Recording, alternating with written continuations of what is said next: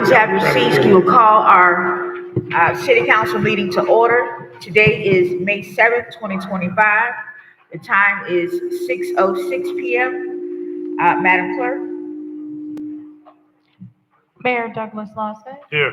Chairperson Shirley Lanier. Here. Chair Pro Tem Kashama Miller Anderson. Present. Councilperson Bruce Guyton. Here.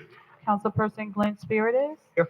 Councilperson Priscilla Davis Panier. Here. City Manager Jonathan Evans. Present. Acting City Clerk Deborah Hall is present. City Attorney Don Nguyen. Here. Madam Chair, you have a quorum. You may proceed. A moment of silence followed by the Pledge of Allegiance led by a 4-year-old student, Amari French.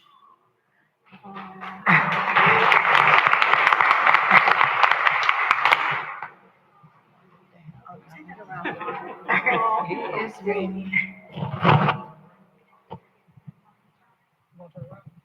Turn around. Turn around this way.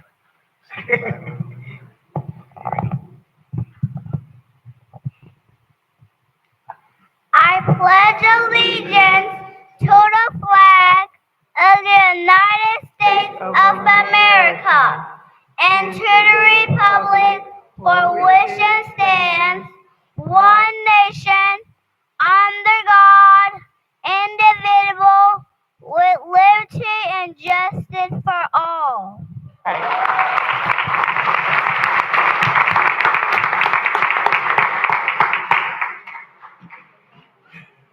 That was wonderful. Thank you, Mr. Amari French, for the Pledge of Allegiance. The next item on the agenda is the approval of the agenda. Are there any additions, deletions, or substitutions? Madam Chair, if I may? Yes, go ahead.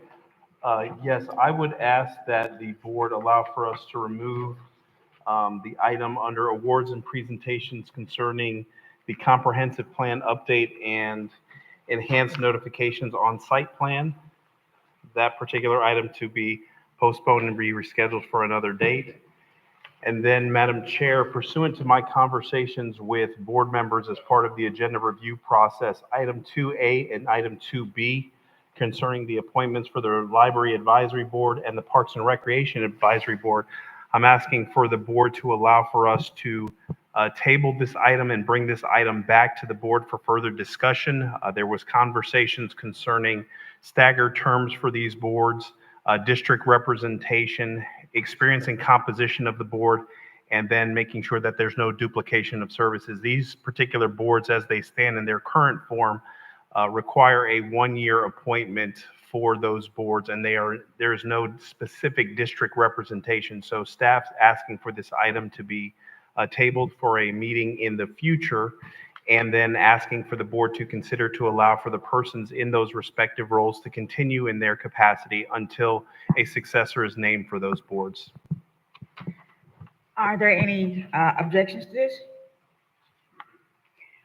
Hearing none, we'll put 2A and 2B at the next meeting or the meeting after.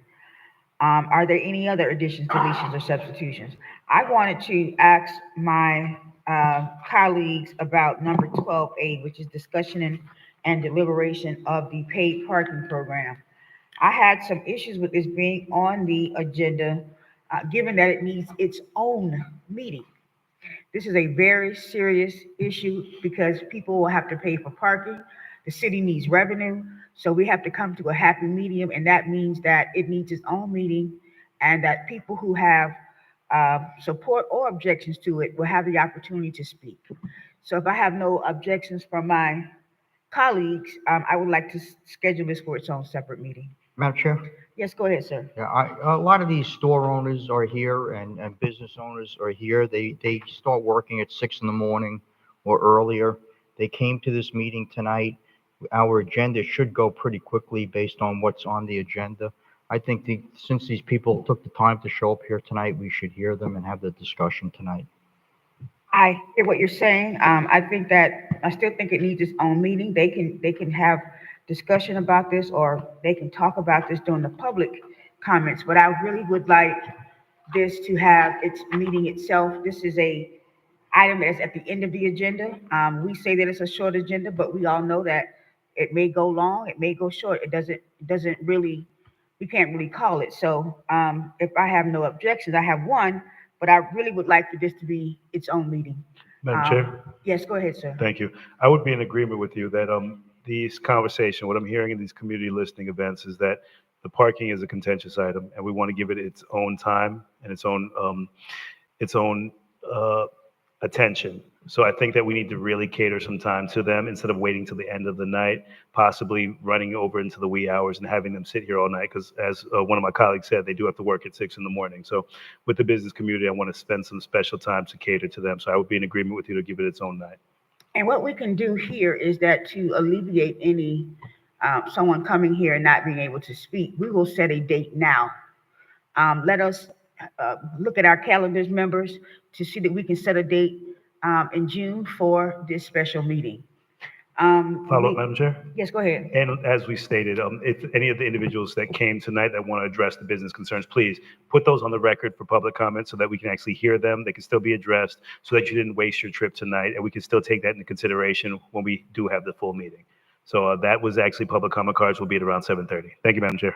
Madam Chair, Yes, go ahead, sir. you know, the city manager held two workshops on this matter, which had a lot of people at those workshops. There was a lot of discussion back and forth between the city manager.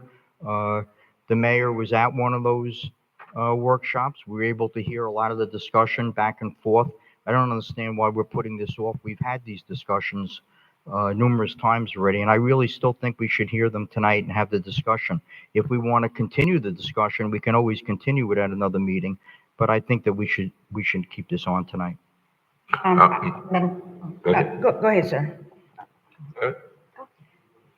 I just wanted to say that, Madam Chair, I have no objection to postponing it to another day. Madam Chair. Yes, go ahead. I agree with my colleagues in terms of allowing us to put this on the agenda, a special meeting where we can have enough time, because as we know, when it starts getting late at night, a lot of times we don't give things the amount of attention that it needs. And being that this is the type of agenda item that is controversial to a point where some want it and some don't, having a special meeting for it would be what I would suggest. Madam Chair, Yes, go ahead, ma'am. I agree as well. Reading some emails that I received, I do believe that there may be some confusion on the process and how it's going to go forward. So I do believe that the public deserves a clearer explanation of what's going to happen if the parking is approved. Madam Chair? Yes, go ahead, sir. So if you're going to set a date, I just want to, it's very important that I be at this meeting. I've been very involved in this Sure. situation. I will be out of town from June 19th for 10 days. So if you could do it on the first meeting in July, that would be good. We can look at the second week in June, because that is that's the week after our first meeting. So anybody have any objections to the 11th? Is the CRA meeting going to be on the 11th? Yeah. Okay, so then we will look at maybe the 12th, or, no, that's an education meeting. The 10th, Tuesday. Madam Chair, the 10th won't work for me. All right, let's look at the 17th. Any objection to the 17th? I think the 17th it is. We will have a meeting on June the 17th, a special meeting at 6 p.m. It will include all of the nuances in regards to the parking, for, against, the issues in regards to revenue for the city, the issue in regards to the pushback from residents who don't want to pay, and the residents who don't mind paying. So we want to hear them all, and we want to be able to have staff to give a full presentation about what this actually means for our city. June 17th, 6 p.m. Madam Clerk, could you notice this meeting for parking? Yes, Madam Chair, I will. Madam Chair? Yes, go ahead, sir. I just want, as you stated previously, I just want to remind those people that did come here that they can speak during public comment on this matter. Yes, very good. Are there any other? substitutions or additions for this agenda? Madam Chair, Yes, go ahead. can I get official action from the board so that we don't have to facilitate the two signatories that are required to call a special meeting? But if the board takes official action voting to set that date, we can go ahead and put out the notifications accordingly. Madam Chair, Yes, go ahead. I move that we have the meeting regarding the parking fees on June 17th, 2025, and this will be considered as a special meeting, I would assume. Second? The time, Oh, 6 Second. p. Go ahead. Mr. Guy. the time. Oh, 6 p.m. 6 p.m. I have a second. Yes, go ahead. Discussion. Sir? Okay. Madam Clerk? Councilperson Davis Pinier, Yes. Councilperson Guyton, Yes. Chair Pro Tem Miller Anderson, Yes, Councilperson Spiritus, Yes. Chairperson Lanier, Yes, unanimous vote. thank you. So our next, our meeting regarding parking and all that entails is June 17th, 6 p.m. here at the marina. And we'll make sure, Madam Clerk, that we can use this building because we want to make sure that people know where it is. Thank you.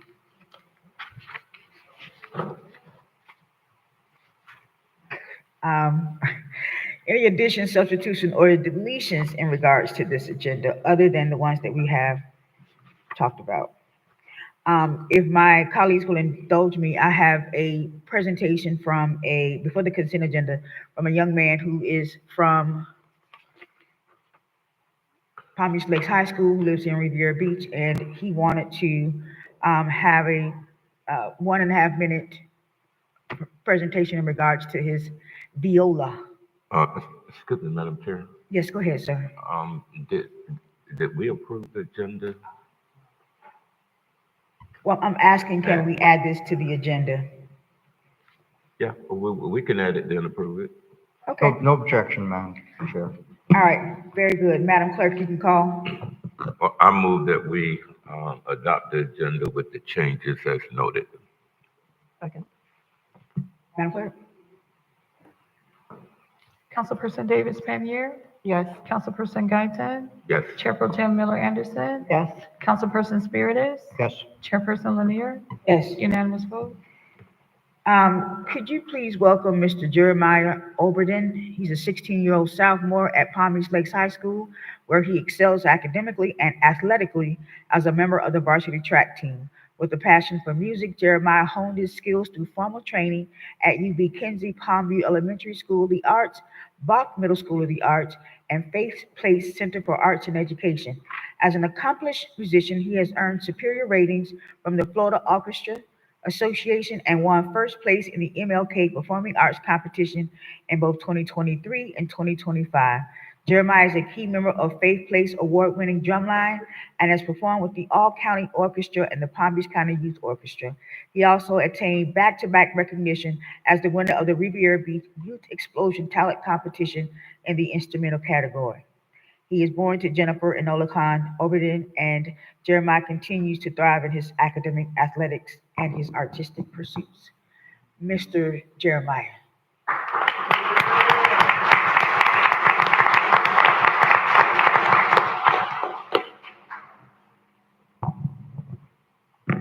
Good evening.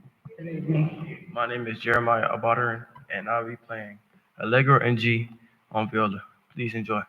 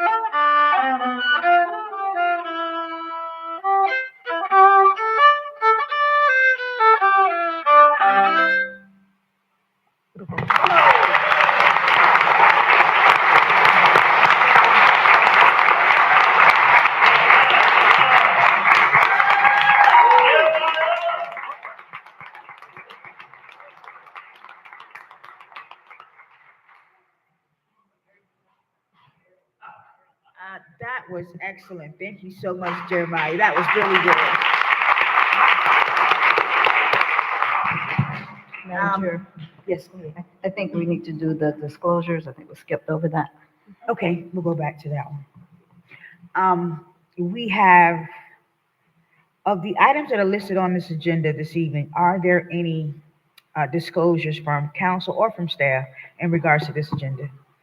Madam Chair, Yes, go ahead. I would like to disclose that I did meet with a rep from the Oculina project. Okay. Ma- Yes, go ahead, sir. Yes, I have met with the developers from Forest Development numerous times over the year. Madam Chair, Yes, go ahead. same thing here regarding the Oculina project. Okay. Any other disclosures? Did we call for a roll for the agenda? Did we approve that? Yes. All right, so we'll get to the consent agenda. The consent agenda is all matters listed under this item are considered to be routine, and the action will be taken by one motion. There will be no separate discussion of these items unless a council person so requests, in which event the item will be removed from the general order of business and considered in its normal sequence on the agenda. A motion for the consent agenda? So moved. Madam Chair, Second? Yes. we do have one public comment card on consent on item number 1. We have a motion and a second. Public comment, please. Mr. Scott Lewis? Scott Lewis, 256 East 22nd. I'm here tonight because it's about minutes. And Chairperson, you remember that we had an audit committee meeting last September. And I've kept asking for those minutes to show up for the council because we had 3 motions that were unanimous about the internal auditor position, how to hire them and how to report them. And the committee agreed. Those minutes have never made it to you all, to my knowledge. And I can't emphasize enough how much I want you to please compel the staff to fill the position of internal auditor. It wasn't on the salary raise sheet. We heard 6 months ago that the whole reason that the staff couldn't hire someone was they weren't offering enough money. But you all have to know, I mean, January of 20 or June of 23, or May, that's when the prior auditor quit because she had too much work and wanted help and didn't get it. A month later, we had the poop in the water and everything that flowed out from that, all the different challenges. And I want you to please hear me. I'm on the audit committee. Please get an auditor, not a once-a-year auditor, a full-time internal auditor. Because what we don't want to see, I don't want to read more or see more pickleball courts for staff or saunas. I mean, next thing you know, we're going to have a private swimming pool for the staff. You know, we're the ones paying for this. You all are leading it. Please get that full-time help. And you can't have that person be hired by the city management staff that it's then going to audit. And you can't have that person report to the city staff without coming to you. We voted on these things almost, well, it was 9 months ago, and it's never made it to this council. Please focus on this, because when you're talking about transparency and what we're ultimately going to have to pay 3, 4, 5 years from now when all the bills come due, we don't know. You know, you could talk about transparency, but I bet if I, no pun intended, put a gun to the head, nobody here can tell me 3 to 5 years from now how much people are going to have to pay in property tax for the $100 million bond, the $400 million water plant, the 125% water increase prices. My water bill this month was higher than my electric bill. I just, please get some focus on this, get some help. That's all I'm asking. Help for you all. So watch the pen. Thank you. Madam Chair, Thank you, sir. Yes, go ahead. Mr. Evans, can you tell us if there is, if this line is budgeted? Do we have an internal auditor position in the budget? Madam Chair and members of the board? Yes, go ahead. Yes, we do have a position that's in the budget, and actually I have a 9 o'clock appointment with a auditor for that position, so an interview tomorrow morning. Thank you. Here. Yes, Ms. Paneer and then Mr. Guy. And that is for a full-time, okay, thank you. Mr. Guy? Yes, Mr. Manager, I'd like to see the minutes from the auditing committee. And I do think that, Madam Chair, we should have a discussion about the auditor reporting directly to us. And maybe we should establish a committee or we interview them for that transparency to be there. They need to be completely separated from the ins and outs of the city, so there's no conflict. I do agree with the speaker. Madam Chair, if I may? Yes, go ahead. I'll also provide you all with the audit committee and the audit ordinance that talks and prescribes the authority, because there is interactions with the board as it relates to audits and the audit plan and discussion. So I will provide that as well. Thank you. Madam Clerk, could you please include the minutes from the last audit committee meeting on the next city council meeting under minutes? Yes, I And will. then, Mr. Evans, could you make sure that each board member gets a copy of those minutes? Madam Chair? Yes. Thank you. Are there any other questions about the consent agenda? Hearing none, Madam Clerk? Councilperson Davis Pannier, Yes, Councilperson Guente, Yes. Chair Pro Tem Miller Anderson, Yes. Councilperson Spiritus, Yes. Chairperson Lanier, Yes. unanimous vote. Madam Clerk, next item. Madam Chair, we are on item number 6A on the agenda under awards and presentations. The 56th Annual Professional Municipal Clerks Week Proclamation. If Mayor Lawson would read that into the record, please. Thank you, Madam Chair. Yes, go ahead. Thank you. Proclamation from the Office of the Mayor, City of Riviera Beach, Palm Beach County, Florida. 56th Annual Professional Municipal Clerks Week, May 4th through the 10th, 2025. Whereas the Office of the Professional Municipal Clerk, a time-honored and vital part of local government, exists throughout the world. Whereas the Office of the Professional Municipal Clerk is the oldest among public servants. Whereas the Office of the Professional Municipal Clerk provides the professional link between citizens, the local governing bodies, and the agencies of government at other levels. Whereas professional municipal clerks have pledged to be ever mindful of their neutrality and impurity, rendering equal services to all. Whereas the professional municipal clerk serves as the information center on functions of local government and community, and whereas the professional municipal clerk continually strives to improve the administration of the affairs of the Office of Professional Municipal Clerk through the participation in education programs, seminars, workshops, and the annual meetings of their state, county, and international professional organizations. Whereas it is most appropriate that we recognize the accomplishments of the Office of the Professional Municipal Clerk. Now, therefore, I, Mayor Douglas Lawson, Mayor of the City of Riviera Beach, do recognize the week of May 4th through May 10th as the Professional Municipal Clerks Week, and further extend appreciation to the Riviera Beach City Council's office, City Clerk's office, for their vital services they perform and their exemplary dedication to the City of Riviera Beach. Setting my hand on the seal, the official seal of the City of Riviera Beach, affixed the 7th day of May, 2025. Mayor Douglas Lawson. Thank you, Mr. Mayor. Thank you, Madam Clerk. Thank you for the Professional Municipal Clerks Week. What activities do you have planned, Madam Clerk? We're actually having lunch for the city departments on Friday at Riviera Beach City Hall in the lobby at 11:30. So we do have some activities planned during that time. Okay, thank you. Uh, Yes, go ahead. Yes, I would like to commend Ms. Hall and all of the clerks That is a very challenging job. My first job in government some decades ago was a deputy clerk in Village Royal, Palm Beach. And it was an experience that kind of got me attached to government, but I understand the challenges. I think you're doing a good job and keep up the good work.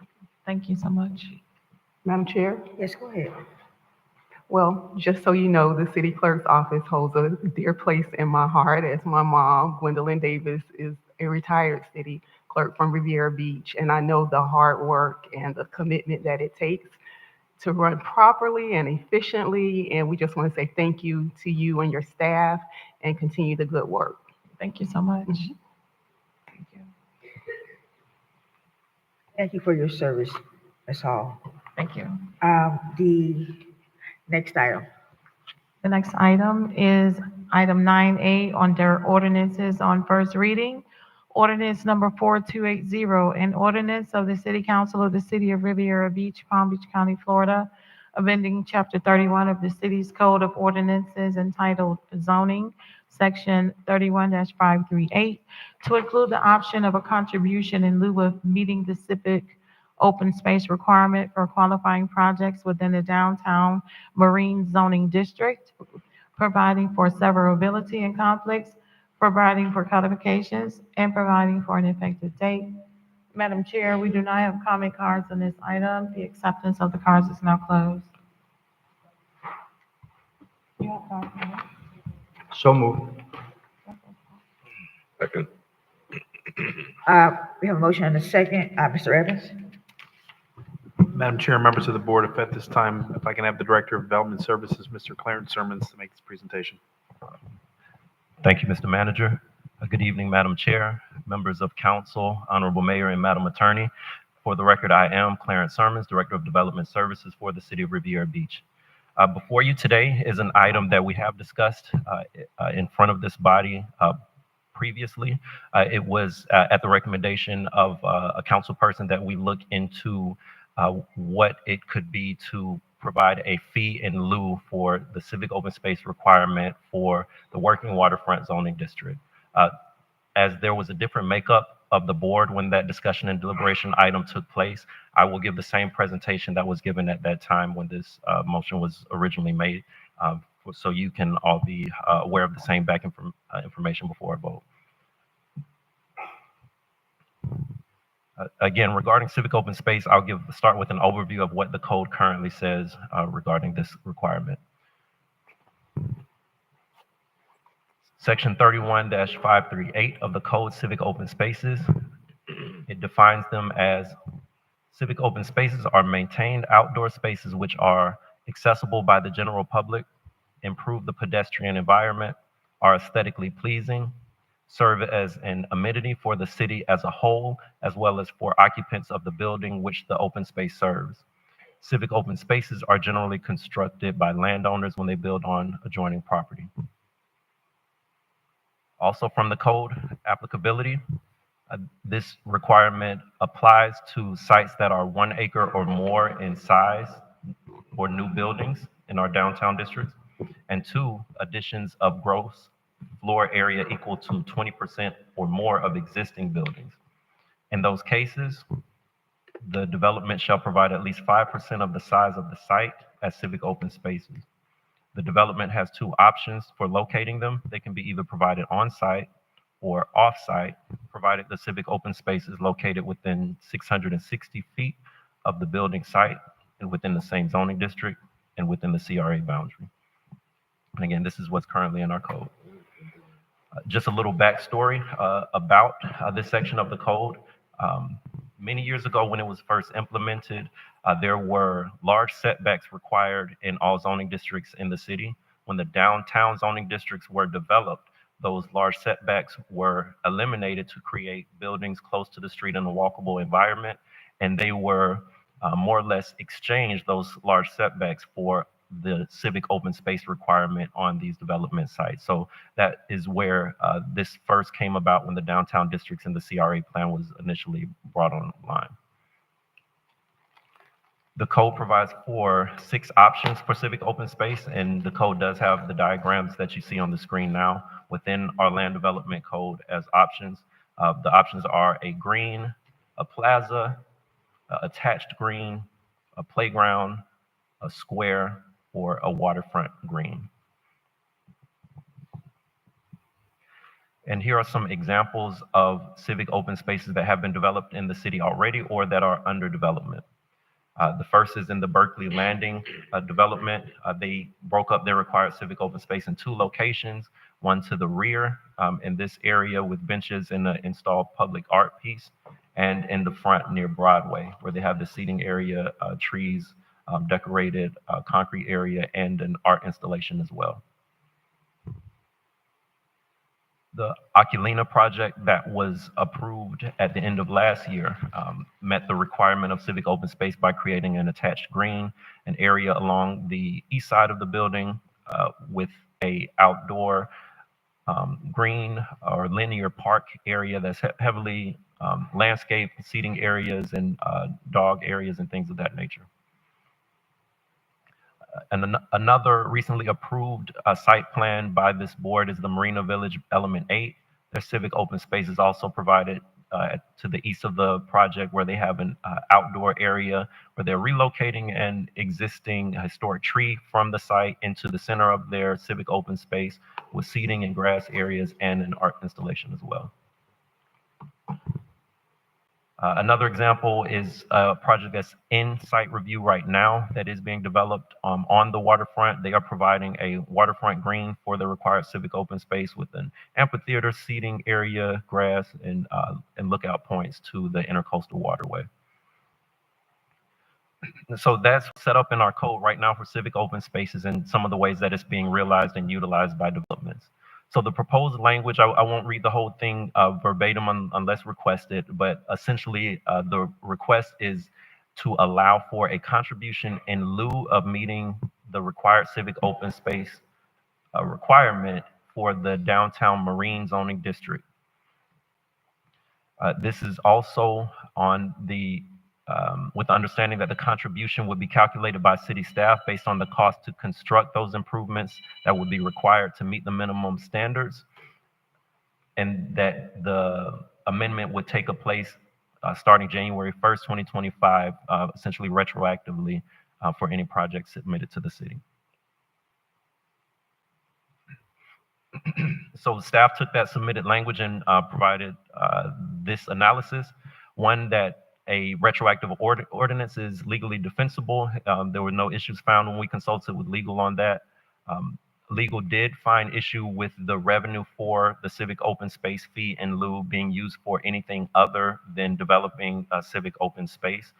So it was found, especially based on case law, that those funds would have to be used for civic open space as opposed to other needs of the city if a fee in lieu was created. Additionally, there are 2 policies in the comprehensive plan, 1.4.1 and 1.4.2, that highlight the city's commitment long-term to civic open space. One, the city, through its land development regulations, shall continue to add public and private civic open space to its inventory for city residents. And policy 1.4.2, the city shall assure provision of public open spaces in the CRA through the redevelopment planning process and the land development codes. Advantages versus disadvantages of the proposed language. Advantages, it would allow additional flexibility for developers as they come to the city and build in our downtown area. Also, it would create revenue for city-led projects. Disadvantages, it could quite possibly lead to additional amendments for future developments in other zoning districts in the downtown zoning districts. Again, it could set a precedent that that civic open space is negotiable. Removes the guarantee of citizen spaces in our future downtown. The downtown zoning districts are the only ones that give this guarantee that regardless of what's developed and when, that it will save a space for all future residents to take part in that development, even if it is a private development. creates additional projects and long-term maintenance costs for the city. So again, we do have a robust capital projects program. This would add additional responsibilities and burden on that program. And again, the revenue would be limited in use. So this revenue stream could not fund any city need. It would be reserved for civic open space projects. So again, at the time, the staff's recommendation was not to remove the requirements for civic open space, but explore other options to increase flexibility to the developers, such as the location options, increasing the restricted area that they have to place it off-site if that's a desire, or the timing options of when they have to build it, just to allow additional flexibility. As it relates to infrastructure and the revenue that could come from it, we could look into the impact fee rates, which we are undergoing right now, a new updated study for those rates, and strengthening requirements for off-site development improvements for situations where we believe revenue should go towards infrastructure projects or other needs of the city. So again, this is the presentation that was provided at the time, and the item has since gone to the Planning and Zoning Board, who provided a negative recommendation for City Council on it. And of course, staff's standing has been to keep it in place while exploring other options. That concludes the staff presentation on this item, and we are here, of course, for any questions related to it, and the council person who recommended it, of course, as well, is here for any questions. Madam Chair? Yes, go ahead. Okay, the reason I brought this up originally was because Safe Harbor and the Civic Association in Lakeview Park were opposed to building more civic space in their community, in their small, close-knit community. They felt that it would be a place for undesirables to hang out. They have much of that going on there right now. We know the neighborhood and we know what it abuts. This is a working marine area. This is not a residential district. And they requested this, and that's why I asked for the staff to bring this up. You do have some other suggestions, Mr. Sermons, with respect to giving options to put the open space somewhere else. Is that what you're suggesting right now? Like within a certain distance of the project, or in the community, or anywhere? Yeah. Now the civic open space must be within 660 feet of the property being developed. Exploring allowing that to be anywhere within the downtown districts would allow additional flexibility and avoid areas where there's comments such as what you're referring to. That could be a way to keep that section of the code intact and keeping those spaces, but allowing more flexibility in where they're most ideally located. Madam Chair? Yes, go ahead. Okay, Attorney Nguyen, Mr. Sermons, Director Sermons referred to case law stating that the money had to be used for the same purpose. Is that a fact legally? Yes, that's correct. Okay, so then really the community was hoping to get these funds used for infrastructure within their community. So it might be better, since the money won't go back into infrastructure in their community, which is what they were looking for, if you can come up with some sort of resolution on maybe having this open space within a certain, 500 feet or a half a mile, or whatever you want to come up with, maybe that would be a better way of handling this.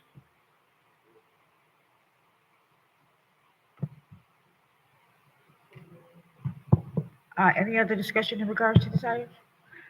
I'd like to say that I think we need to keep the green open space, the civic space. I don't want to, look in the future 20, 30 years from now, and there's no green space in our downtown area. The green space improves air quality. It has a place for cultural socialization for the surrounding communities. And I understand that, people think that open space draws undesirables. But I think that it is good for the environment. We are a coastal community. We have to make sure that our air quality and our climate change issues are addressed, and having civic open space ensures that.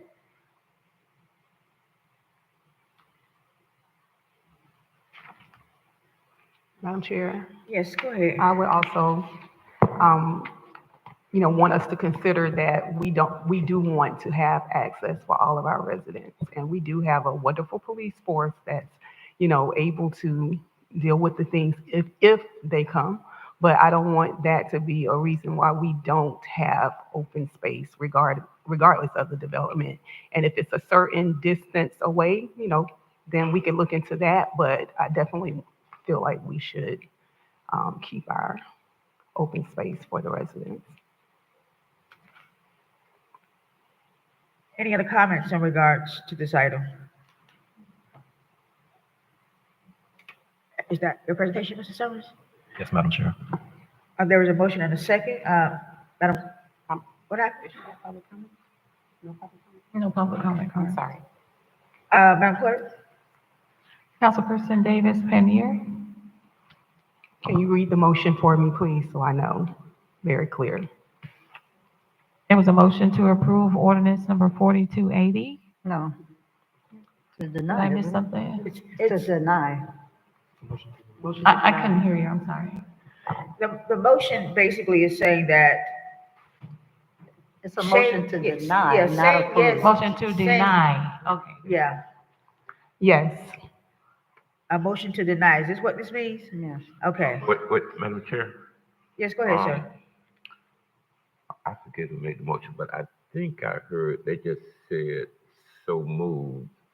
And that would reflect what staff recommendation was. Mr. Attorney, is that correct? Could you clarify what your recommendation is on, Mr. Sermon, please? The staff recommendation is to deny. Okay, there was another part to it, wasn't it? That was, Just the staff and the planning and zoning board recommendations were both to deny. okay, all right.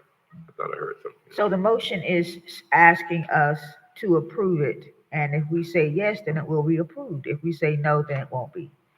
That's what the motion is. And Madam Chair, Yes, go ahead. I would like to remove my motion to approve this motion.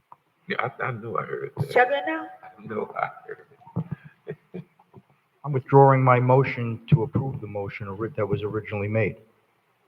Okay, so there is no motion on the floor for this item. Madam Chair, I move that we accept staff recommendation To deny. Second. to deny. Okay, I had that part. Yes. Very good. We understand what we're voting on now? Okay. Madam Clerk? Councilperson Davis Pannier. Yes. Councilperson Guyton. Yes. Chair Pro Tem Miller Anderson. Yes. Councilperson Spiritus. Councilperson Spiritus. Yes. Chairperson Lanier. Yes. That is a unanimous vote. Madam Clerk, the next item? The next item is item 11A under regulations on regular agenda. Resolution number 4925, a resolution of the City Council of the City of Riviera Beach, Palm Beach County, Florida, updating the existing Riviera Beach Education Advisory Committee to include the Riviera Beach Educational Advancement Directive, READ program, enhancing the composition of the board to include educator representation, and authorizing the city manager with delegated signature authority for administrative efficiency and providing an effective date. So moved. Second. Mr. Evans? Madam Chair and members of the board, at this time, I'm going to have Assistant to the City Manager, Dr. Hayes, to make this presentation.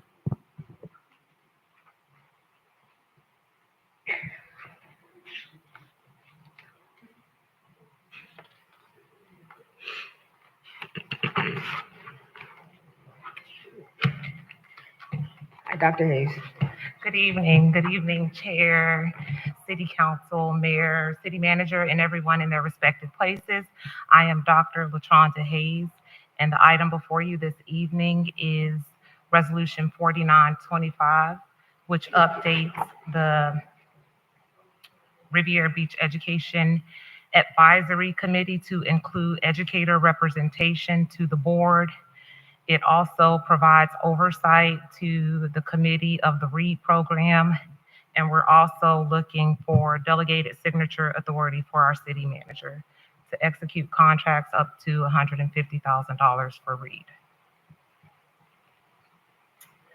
Also, the READ program is a program that is in place to provide, or we're working to put it in place to provide academic supporting services to our students here in Riviera Beach. The goal is to enhance proficiency in English, language arts, science, and social studies. We're looking to implement that program this summer at our camps here in Riviera Beach.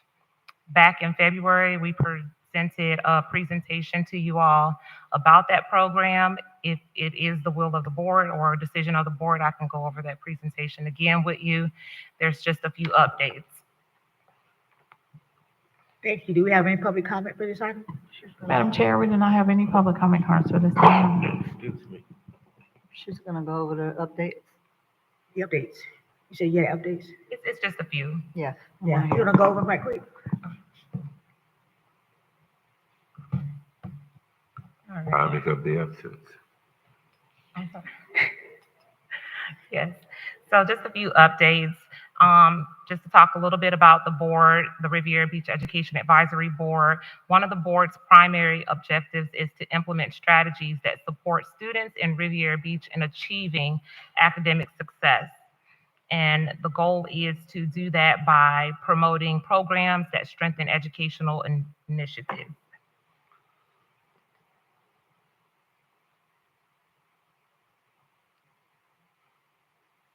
The program is titled READ. It's designed to support academic needs of students in grades K through 12. This year, we're planning to implement that program beginning the summer break of 2025. We're going to pilot it for 3 years. We're going to start implementing it in our camps here in Riviera Beach. And again, it is to address the areas of English, language arts, science, and social studies. The objectives. One of the objectives is to enhance academic performances, and we're going to do that through interventions of literacy, math, and social emotional well-being. Objective number 2 is to enhance the students' approach to assessments. We want to make sure that they are able to use effective critical thinking and they have the skills to be able to approach those tests. So we are going to need the students' information. So what we're going to do is we're going to rely a little bit on the student and the parent to provide us with access to the SIS portal, which is the student information system, in order to get the students' test scores so that we'll be able to monitor those scores to see if there's any improvement. There will be academic coaching, technology integration, progress monitoring, which would include us finding out what their scores are once they go back to school in August. That very first test that they'll take is PM1 test, and we'll be looking at those scores to see if there are any improvements. There will be some enlightenment activities, which include field trips, and we'll have guest speakers and some real world experiences, museums, theaters, and things like that to motivate the kids. Some of the key initiatives is to enhance academic success. We're going to make sure that we're evaluating and monitoring and tracking students' progress. We're going to also have weekly group sessions with those students, and we're going to utilize district-approved computer-based academic technology. Some of that technology was shared before, some of the common technology that's used today, like iReady, iExcel, things like that. The goal is to maintain and improve student proficiency, and we definitely want to try to do that over the summer break, as we know that sometimes kids tend to get busy and start having a lot of fun, and they forget a lot of what they've learned during the school year. So the goal, one of the KPIs, is to make sure that they are either maintaining or improving, in their academic areas. We want to include parent involvement. We want parents to attend at least one summer parent-tutor engagement session. That would help with the student's success. Family engagement is important, so we definitely want to make sure that we're empowering our parents, and we want to make sure that we're doing that by providing instructional videos that will help them to develop those relationships with the administrators and teachers. Also, we're going to conduct pre and post surveys to gather feedback from the parents and just make sure that we're connecting the parents to resources and linking them to services. Some of the program incentives would include field trips. We want to make sure that we're also incentivizing parents as well. We're providing incentives to them.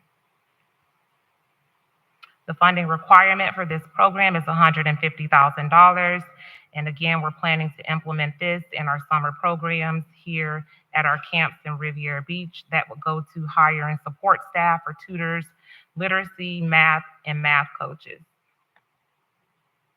Some of the key areas of need: tutoring services, technology integration, student mentoring, parent and family engagement, college and career readiness.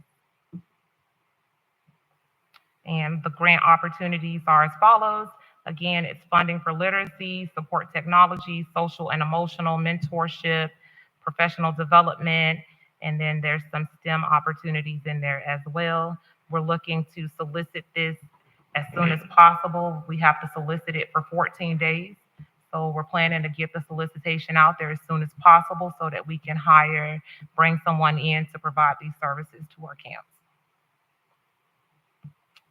And again, we want to make sure that we are measuring these outcomes. So we will make sure that we're tracking and monitoring students' academic progress. That concludes my presentation. Thank you. Are there any questions regarding this program? Yes, Madam Chair, Yes, go ahead. just a quick question about the funding. So when you say you are soliciting, that means fundraising? No, it's the RFP process. So it'll go through the procurement Oh, process. okay. Okay. So, the RFP would include whoever's selected funding this, or you're asking the city? So the city, that's the money that's coming from the city. Back in October last fiscal year, I believe $250,000 was allocated for this project. And so we are a little bit late starting it. That's why we're implementing it this summer. The goal was initially to do it at the beginning of the school year. Okay. Thank you, Madam Chair. Madam Chair, Yes, go ahead. what are some of the parent incentives? So gift cards, things like that, things that would support the parent. We'll probably ask some of those questions of what they would be interested in the survey early on. Okay. Any parenting classes, or is there like yeah? That is the goal. Okay. Do some of that because those classes would help with the development and help them to be able to help their kids. So that would be the goal. All right, thank you. Yes, thank you so much, Dr. Hayes, for this. We've been trying to get this program and the Education Board officially making sure that we can do this through the city for the children in the city. But, we were looking at, middle, high school kids, elementary school kids, but we are definitely looking at daycares because we have to start very, very young. We understand that when they get to the 8th or 7th or 8th grade, they're many, many grade levels behind to do all of this catch up. And then we look at the elementary school students coming in at kindergarten who don't know colors or don't know numbers. So we really have to start at the very beginning to make sure that these kids get the skills that they need to enter school. So I'm very excited about the program, and I think that instituting it in our summer camps will be a very good idea, given that, we understand that children want to play all summer, but we definitely want to make sure that when they get back to school, that they still have retained that knowledge. And that's what happens a lot of times. Children, they have a summer break and then they get back, and now they're behind because they had not had any academic programming in the summer. So we're very excited about the program. Madam Chair, Yes, go ahead. you mentioned the camps in Riviera Beach. So the RFP will be to identify which camps will receive funding? So it's not the camps that are gonna receive the funding. We're looking for, organizations to come into our camps and provide the services at our camps. Okay, gotcha. I think I understand that. Madam Chair. Yes, go ahead. Hmm. So are, I'm just trying to make sure. So if there's a nonprofit entity or whatever, we just need to make sure that they are in line with the state requirements for accepting funds. Absolutely. Okay, so that was one of my concerns. And then the other thing is, just with the SIS and confidential information for students, we just got to make sure that we have the right people in place. And maybe some attorney win anything for, confidentiality type of forms for our employees, because when you get into the education, we can't even give information, as an educator without. Absolutely. One of the goals is in the future to try and obtain a data sharing agreement with the school board that will allow for us to get that information, have it readily available. Awesome. Madam Chair, if I may. Yes, go ahead. Dr. Hayes, a question for you. So with regards to the program, if there is a group that is looking to provide services outside of the construct of the City of Riviera Beach Parks and Recreation Program, does the funding, are they eligible to receive funding to be able to support programs for Riviera Beach students or Riviera Beach kids separate and apart from the camp, or is it exclusive to the summer camp program that we provide? It can be for both. It can go. So, Madam Chair, if I Yes, go may. ahead. So I wanted to make it clear that we are going to have a controlled environment as it relates to what our summer camp program is and be able to provide those services. But we want to know we are looking for partners to expand outside of the construct of the City of Riviera Beach program. So if there are daycares or after-school programs or summer camps that are bona fide camp programs that are running facilities that are in our community, they are eligible to have access to this funding. So I just want to make sure that that's clear. Yes. Any other questions? Madam Clerk? Councilperson Davis Panier, Yes. Councilperson Guyton, Yes. Chair Pro Tem Miller Anderson, Yes. Councilperson Spiritus, Yes. Chairperson Lawson. Uh-uh. I'm sorry. Sorry, old habit. Chairperson Lanier, I apologize. Sorry about that. Chairperson Lanier, Yes. unanimous vote. Thank you, Dr. Hayes, for your presentation. Chairperson Lawson? Our next item, Madam Clerk. Madam Chair, we are on item 11B, resolution number 36-25, a resolution of the City Council of the City of Riviera Beach, Palm Beach County, Florida, approving a replat request application from Silver Beach Road Partners LLC for the Oculina mixed-use development to include 399 condominium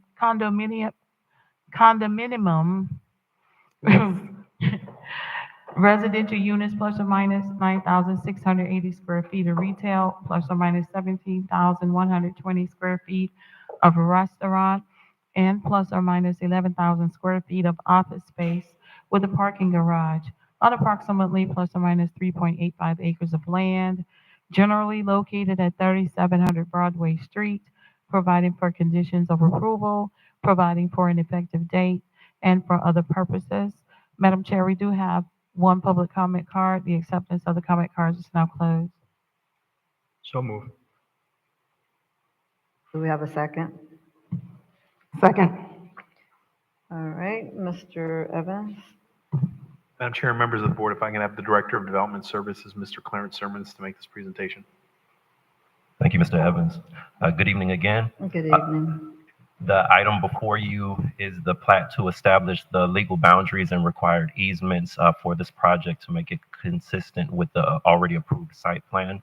If council is desirous of a presentation on the plat, staff is prepared. But otherwise, we're here for any questions. Madam Chair, Go ahead. Mr. Sherman, in this replat, I believe I asked this in the agenda review about whether they were dividing or coming together with property. The property is already platted, so it's just a replat to establish the existing property and easements. So it was already one parcel. So it's already one parcel. So why is it being platted then? What I'm not understanding. To establish easements for utilities as well as the civic open okay. space. Okay. Okay. The board, anyone need a presentation done? Do you want a presentation? Councilman Spiritus? Nope, not necessary. No presentation. All right. One public comment card? Yes, Madam Chair, Margaret Shepherd. She passes. All right. Any other questions from the board? Madam Clerk? Councilperson Davis Pannier, Yes. Councilperson Guyton, Yes. Chair Pro Tem Miller Anderson, Yes. Councilperson Spiritus, Yes. Chairperson Lanier. The item passes with Chairperson Lanier out. All right. Item 11C. Item 11C, resolution number 17-25, a resolution of the City Council of the City of Riviera Beach, Palm Beach County, Florida, approving the execution of a restrictive covenant agreement with Silver Beach Road Properties LLC to ensure compliance with the Minority Employment and Affordable Housing Opportunity Plan, Mihop, per Chapter 26 of the Land Development Code for the development of one parcel on the east side of Broadway between Silver Beach Road and East 34th Street in the City of Riviera Beach, as approved by resolution number 124-24 and providing an effective date. Madam Chair, we have 3 public comment cards on this item. The acceptance of the cards is now closed. So moved. Second. Officer Evans? Madam Chair, members of the board, if I could have the Director of Development Services to make this presentation. Sermons? All right. All right, the item before you now is also associated with the Oculina project. When this item was approved in November of 2024, there was a condition attached to the site plan approval, which read as follows. Prior to issuing any construction permits for this development, the developer must execute an agreement with the city that satisfies the Minority Employment and Affordable Housing Opportunity Plan, Mihop, per Chapter 26 of the Land Development Code. The purpose of the resolution before you is to satisfy this condition with which you approve the site plan. To give a quick overview of the Mihop program, it is a voluntary bonus density exchange program. If a developer decides to participate in exchange for a bonus such as additional units, they have to assist or provide for the city affordable housing and or minority employment. For projects in the IHC PUD zoning district in which the Oculina project is, the development must comply with both affordable housing and minority employment to be eligible for the bonuses. The Mihop ordinance in our land development code provides for 3 options to satisfy affordable housing and 4 options to satisfy minority employment. This development elected to satisfy affordable housing through option 3, paying a fee in lieu of constructing the units themselves. And to satisfy minority employment, they elected to utilize option number 1, which is employing a minimum of 20% of their full-time and part-time labor force from a minority group.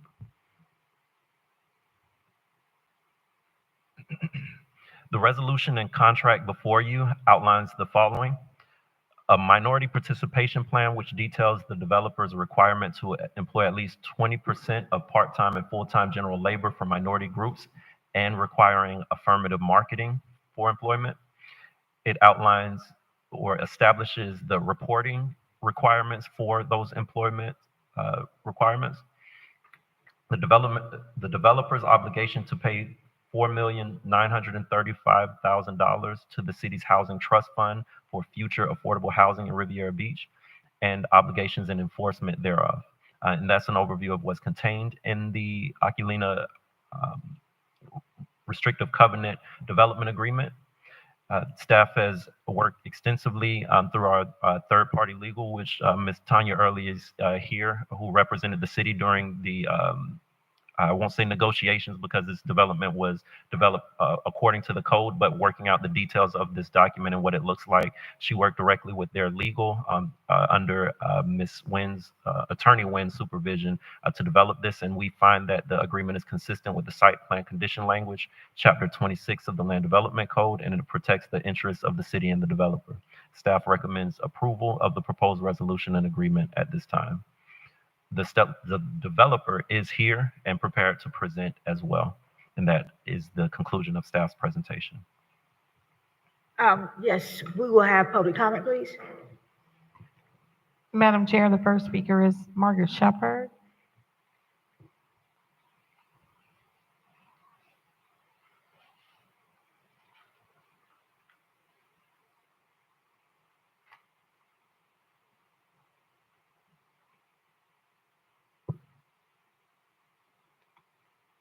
Margaret Shepherd, Riviera Beach. This has indeed been to me, an eye-opener to the city of Riviera Beach. This last round, I hope that it will engage us to know that we have really put forth an effort to make sure that our residents get a piece of the pie. I'm truly happy that we're now into the Mihop program, where I feel like our residents never got a chance to earn a living wage. But listening to this particular program, and Leah Gaines, I know she has put together an awesome project that will make, I think, me and a lot of people very comfortable with how it's going to be perceived. It is time that we know that our city is growing, and we have to put forth an effort to be transparent. In the past, we have not been transparent. It is always my understanding some backroom deals that were going on. And so now we're here. We're at the line now that we have to have an understanding that when we make these difficult decisions, that we have to stand. And I'm so proud of planning and zoning. Somebody brought up about the senior citizens and their struggles, taxes. And I remember my mom who had homesteaded her property out. So I know there's some legalities there that would help them undo the struggles. So I'm very proud of the Forest Group coming forth, and they have done all, I think, within their power to make sure that the city of Riviera Beach, and they're building, they're coming back, they have other properties here, and I think this will be the stone wall of us understanding, are they going to treat us fair? I think they are. I think I've been in, six meetings. I think it's been about 6. And each one, to me, get better and better and better.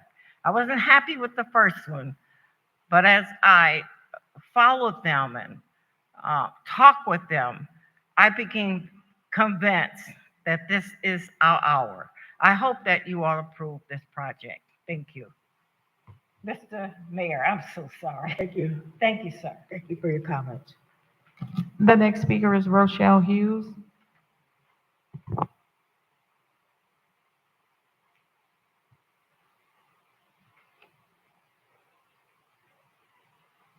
Good evening, board, city staff. My name is Rochelle Hughes. I live in Lone Pine Estates.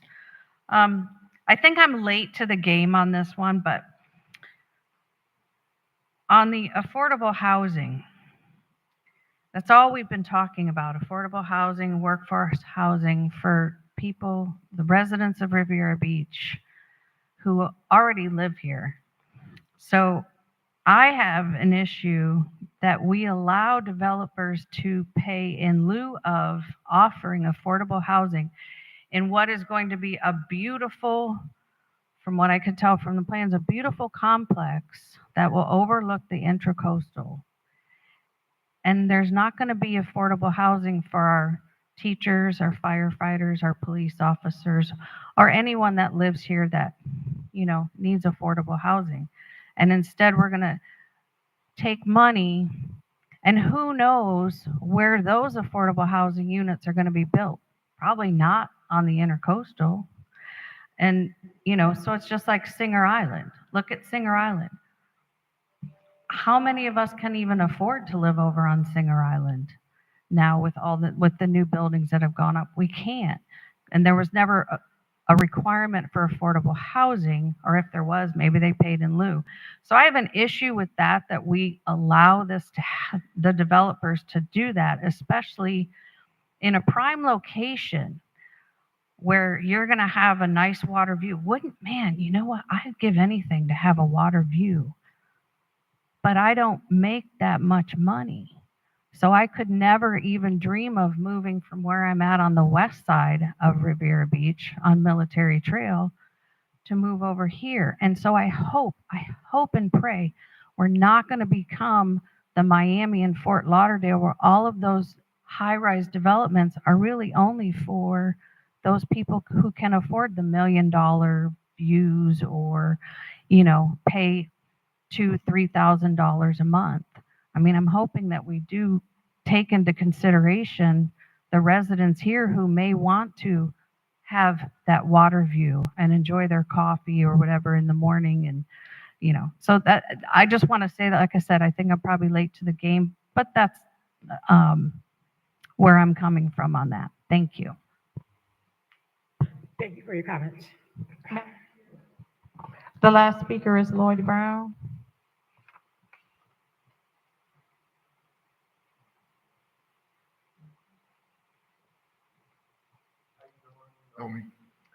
Affordable housing. Palm Beach County Jail is affordable housing. You pay $7 a day if you're in there. I don't want to be in no place. I own my home. I can go out in my yard. Affordable housing. We want an affordable house. I mean, not a motel. Same thing. Affordable housing. You know why you're doing that? Because you're taking most of these houses that my friends grew up in Riviera Beach. You got a developer coming in, and he's putting in his workers. If you actually look around and notice that everybody that live in these houses that your neighbors used to live in, they got jobs doing construction. And these people up here letting it go on. Affordable housing? What the hell? Nobody don't want to live where you walk out your door, you right there looking in somebody's face. I mean, people want a house where you can look down the backyard and you can see your neighbor's yard. I mean, the privacy fence is okay, but you talk about affordable housing. For who? People want to live in homes, affordable homes.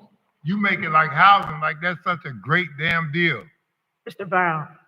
Well, I mean, damn ain't nothing like a waterfall. I know. Same Mr. thing. Brown, So gotta be careful. if you take Mr. it Brown. that way, that's on you. Mr. Brown, please. No, that's on you if you take it that way. I'll be honest with you. That's on you. They build dams to stop water from flowing. Okay. So you can't, I mean, like if I was saying, there's a word for an ass. That's a person that nobody actually likes. Right. I understand. So, I mean, understand. I'm going to say what I have to say because I need to make this point across. You people up here, I used to walk from that bridge going down West Palm all the way to the Intercoastal. It was houses in there. I knew the people that were there. They were white, but I knew them. You let them take all that. Now you got some developer coming in. He's going to bring in all his people, the caboose, the train, and everything. And y'all think that's such a great deal to be living over here because you're going to look at the water. No, we want a house. I own mine. I own it, totally own it. And you think I want to live right up in somebody behind? No. And then the job, you talking about jobs, you watch the people they put over there to work in these places.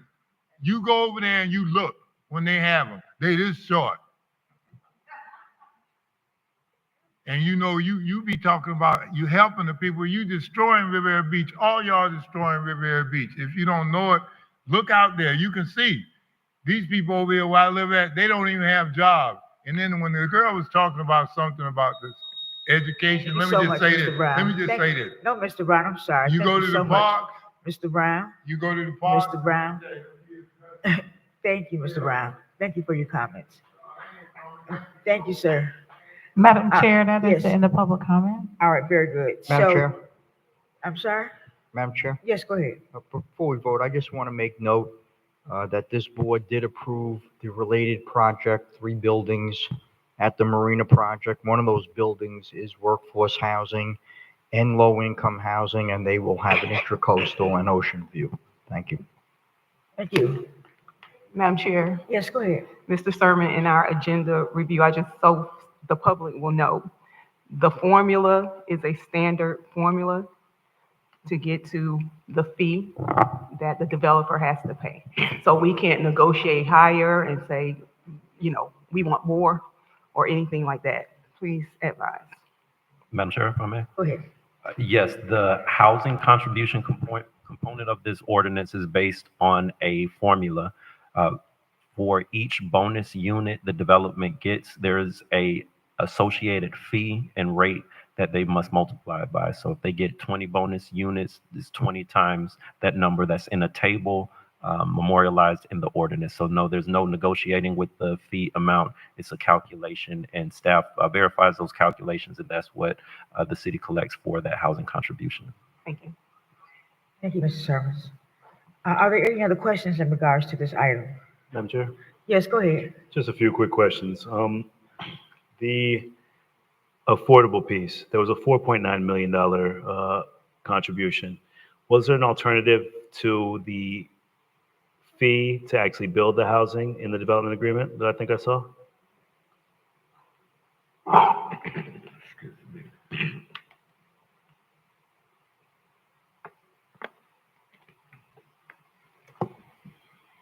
Madam Chair, honorable members of the council, Tanya Early. So to answer the mayor's question, there is language in the agreement that allows the developer to come back and amend the agreement so that they can construct affordable housing if they decide to select a different path going forward. But that would need to come back in the form of an amended agreement, and it would have to be approved by the city council at that time. So as of the way the agreement is drafted right now, they pay the fee. And the fee is broken down where it's half of the fee is paid on permit and then half is paid on the CO. Madam Chair. Yes, go ahead. Yes, sir. Thank you, Madam Chair. Yes, go. So with that, that means that the fee that would come in, and once approved, they would have to agree at permit to decide on how they want to proceed with the housing component. So at that time, that's when they make the final decision for the contribution or to actually build the housing. It would make sense for them to make that decision prior to permitting, yes. Okay. Follow up, Madam Chair? Yes, go ahead. Thank you. So if they decide to build housing and affordable housing in the community, what are some of the requirements that they have to move forward with the housing versus the fee? So I'll defer to Mr. Sermons as far as the specific requirements for affordable housing. But the first step would be to amend this agreement. Right. Go ahead. Thank you, Ms. Summers. And then while you're pulling that information up, the concerns and the reason I'm bringing this up is that we have spent too much time positioning ourselves in this city to where we're developing and we're displacing our residents. We need to make sure that we provide housing options. And I'm proud that Forest is going to be one of the first to contribute, one of the second firms to contribute to the Mihop program. But we have to have clear, transparent, and honest process of how do we actually build that housing? What does that look like? What is it going to actually impact the residents? Because they're going to be building $1 million condos on Broadway, but are our residents going to benefit, as some of my speakers have said? Go ahead, Ms. Sermons. Madam Chair. Yes, go ahead. Section 26-7 of the Land Development Code outlines the requirements and parameters if a developer elects to construct the affordable housing themselves. So there are several paragraphs of language and parameters that tell what can and cannot be done if the developer elects that option. So it is enshrined in our code what that would look like, and it is available here as well. Thank you. And that, I'm sorry, Madam Chair? Yes, go ahead. And that time frame, as was stated earlier, that it would be advantageous for the developer to make that decision prior to permit. Agreed, yes. Perfect. Just one more follow-up for the employment side, Madam Chair. Yes, go ahead. There was can you pull up the slide about the employment, the 20%? What is general labor? What does that mean when you talk about in the Mihop, the 20%, which is going to be for general labor staff? The code distinguishes between I believe the term is professional laborers, and those will be your architects, engineers, those types of employees of the project versus the general construction labor of it. So it does distinguish between the two. So anyone working on the actual construction site could fall into that category aside from those professional employees of the project. And that 20% is 20% of their full-time and part-time workforce is going to be of, if you could pull that slide back up for me, is that minority you said? What was the requirements? In addition to the fee for housing, that's going to be the 20% workforce. Could you pull that up for me, please? Walter or someone else?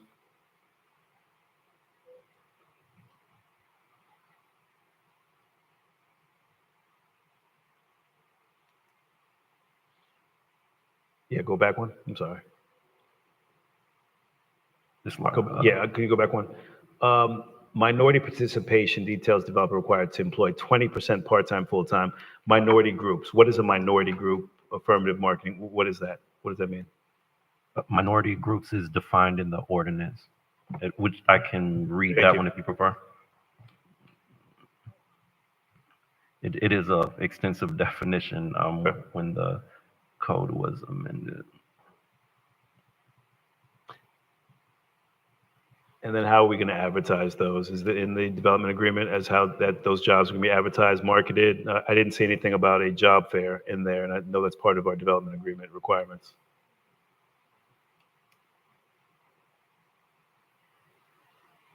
So the definition for minority group means the groups African Americans, Hispanic Americans, Asian Pacific Americans, and Native Americans legally residing in or that are citizens of the United States or its territories as defined below.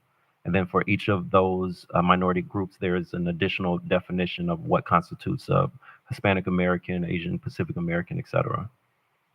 So based on that definition, based upon this agreement, 20% of the part-time or full-time workforce can be minority groups. Do they have to be from Riviera Beach, or can they be from anywhere?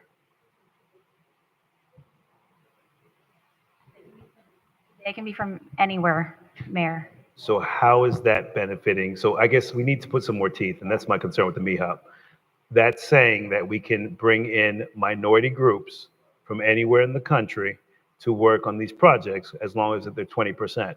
I've been on a lot of these development projects. I've worked on a few of them, and I've seen minority groups that didn't represent this community working on these projects. And that 20% can be filled with individuals that are from other cities, communities, or areas, and they'll go back home after this project's built. So I want to make sure that this Mihop impacts and benefits the people, like Mr. Lloyd Brown said, that live on S Avenue.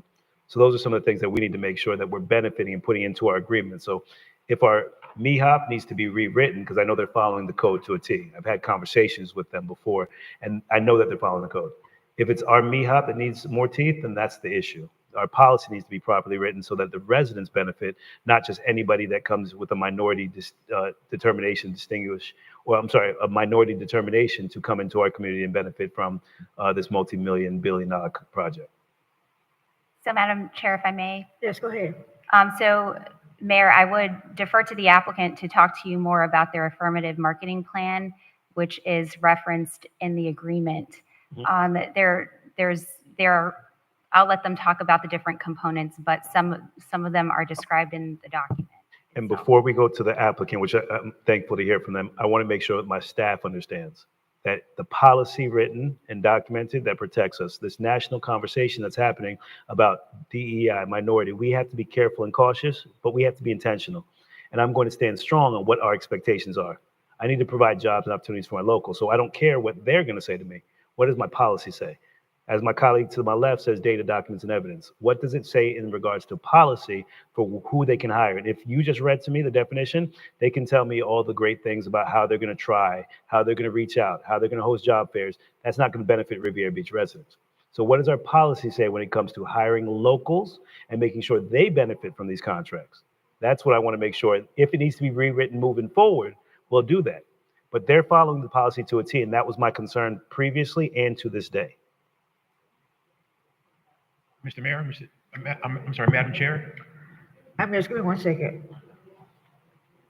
We have a lot of talking in the audience that will have to be removed if you continue to talk, because we can't hear up here with the sound traveling. So if you want to talk, you need to go outside. If not, we will have you removed. Mr. Sermon, so you have a presentation from the group that's building the project, right? The presentation from them? Yes, the applicant is here and they've prepared a presentation. Oh, very good. Go ahead, sir. Thank you, Madam Chair. Honorable Mayor, pleasure to see you. Thank you. Council persons, our pleasure, staff, residents in attendance. My name is Wayne Richards, and I have the distinct honor of being here once again on behalf of Forest Development. With me today are a few key people. We have the founder, the chairman, and the owner of Forest, Peter Batarian. Peter, please. Good to see you, Peter. We have Brian Terry, our lead planner here. We have Leah Gaines, who has spent months working on this Mihop, so thank you for the opportunity to speak about it. A few things that have been said are not 100% accurate, and I think you'll feel much better in a few moments. I'm going to skip the overview. We all know about Oculina. It's a phenomenal project. You've approved it. You're waiting on it. This is the final step. Before we can obtain permits, your code says we have to have this agreement in place. In addition, you drafted a very robust and aggressive ordinance. You are correct. We'll follow the ordinance, and quite frankly, we have exceeded it, and you'll see that momentarily. Having said that, Ms. Gaines, please jump right into the Mihop. Thank you. Good evening, Madam Chair, council persons, mayor, staff. Glad to be here this evening and glad to really present to you what I think is an outstanding pilot to showcase to your residents that there is really a vision coming to fruition for economic growth and a thriving future for Riviera Beach. I appreciate your questions. I can get straight to them, Mayor. And there are some specific preferences in the Mihop Restricted Covenant Agreement, which gives first preference to minority groups, two predominant minority groups of underserved populations. One, as was mentioned, those having origins in African descent, Black, and those having origins in Latin and Hispanic descent too. But the key is those individuals that live in Riviera Beach first will have first opportunity for the jobs and the contracts. So those local minorities, Black and Latino, that live in Riviera Beach or operate a business in Riviera Beach will have first opportunity to be hired. The second preference and priority are those same groups that live in Palm Beach County. So the first preference is Riviera Beach residents, Black and Latino and Hispanic, who are living in, residing in, or operating a business in Riviera Beach, first preference. Secondary consideration goes to those same groups that live in Palm Beach County. So we have been very, very intentional to make sure that the first opportunities go to your residents here. And I want to first commend you before I go on to say that this particular community benefit policy was first deliberated and discussed by you all in one of your board retreats. All of you that have been here heretofore Councilperson Guyton, welcome. I'm glad to see you here, and Councilperson Spiritus and Miss Priscilla Penier, welcome. But this was actually a discussion that this particular board said we want to know and we want to see that our residents are being employed both with contracts and with jobs. And I think what we've done here is we've not only met the code that became codified, that policy became codified in the Mihop policy, but we've exceeded it. So I don't think you have any other Mihop or documented community benefit that gives those specific priorities to those preference groups first and secondarily. That's the first thing I wanted to say. The other highlight and aspect and key point of what we've done here is that the first source approach. And again, the first source approach is that we're not going to wait for residents and businesses to come to us. We're going to them first. And we're going to give them first opportunities to be hired. So first source encompasses both of those things. We're going to be affirmatively marketing to them. And that affirmative marketing does include job fairs, in-person presentations, digital presentations, websites. We're doing guerrilla marketing. We're doing every aspect that's listed under our affirmative marketing component for that minority participation plan. And lastly, on your very key and I think significant question of the general labor, we're going beyond general labor and we're looking at semi-skilled trades because we want to make sure that people are not just at the bottom with unskilled labor to have opportunities, but those that have semi-skilled to work in trades will also be working. And those are any of the trades that have assistance, plumbing assistance, carpentry assistance, electrical assistance. And what's unique about what we've done is to make sure that happens, focusing on outcomes, we are going to be partnering with your agencies, the city's reentry program and your career pathways program, which provides pre-apprenticeship training in all of the trades that Forest Development is going to be using on this project. And those trades are HVAC, electrical, plumbing, carpentry, welding, all of those areas, forklift. And all of these are certifications that your participants are able to get through your pre-apprenticeship training program. So we're here in advance.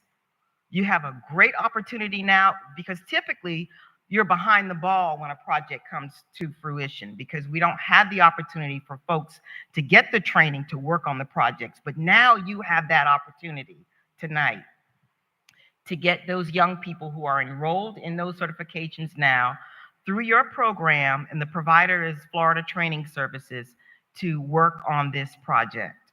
So we are really pleased about that. And we're happy to say that we're not just talking, as Ms. Shepherd mentioned, we have embedded accountability measures in this through tracking mechanisms, letters of assent, which will require contractors at every tier to comply with that 20% hiring goal. And so we're not just saying we're going to hold the developer accountable. The developer is also going to be holding and all of the contractors at every tier accountable. And they're going to be required to sign letters of assent. We're going to be sending out to our first source partners, which are the library, the reentry center, and the career pathways program, profiles of the jobs, and that they can dispatch and send them back to us. And they will be coded with where the applicants live, so they will get opportunities for first source hiring. And we have a reporting component in the project as well that we'll be providing on an ongoing basis. Now, if that's not enough, we can look at enforcement. The enforcement is that, first of all, there's going to be a $10 million performance bond posted to ensure compliance with this section, the hiring section. And there are penalties for every percentage point that this developer falls below the goal of 20%, they will be required to pay $75,000 for every percentage point that they do not meet that goal. So we've got the accountability measurements in there. We've got all the mechanisms to ensure compliance. We're doing the affirmative marketing. We're not waiting for people to come to us. We're going to them. And we're also going to make sure that we're including people not just without skills, but people so they can bring their skill levels up. And we're hoping to be able to keep this going, both from a workforce standpoint and business development standpoint. And in your packet, you will see some of those tracking mechanisms. The letter of assent is in there, as well as the first source referral registration forms. So with that, if you have any questions. Madam Chair? Yes. Yes, go ahead. Hi, Ms. Yes. Gaines. Long time no see. Hi, how are you? Good, good. You referenced a couple of things, and I just happen to have your agreement and our ordinance. Okay. Mr. Sherman, do you have the ordinance queued up? There's a section I want to go to real quick. The actual ordinance. Do you have that queued up? Okay, while he's doing that, there were a couple of things that I certainly would like to commend you for. I did read the local preference. Local first, and then in the county. The other thing was the letters of assent, where the subs will also be required to meet that 20%. And but what I wanted to question you about, in the ordinance, they have four options. You alluded to one about the apprentice, no, you call it assistant. I understand your question. I think I know where you're going. Do you? So you're saying we opted for the hiring option one? No, yeah, you were only required to choose one. That's correct. But you also referenced using assistants. Yes. We're using the others as mechanisms to meet that first goal, because we thought it was a missed opportunity if we did not do that. That is where my question was going. Okay. You're using that to meet the 20%. Yes. Okay. In the fourth option, it says, the party requesting the bonus shall utilize a minimum of 10% of labors. So my question is, strictly voluntarily, why can't you meet the 20% and the 10% that is referenced in number 4? I don't have the ordinance in front of me. I was asking them to pull it up because I knew that we needed the actual language. Oh, okay. And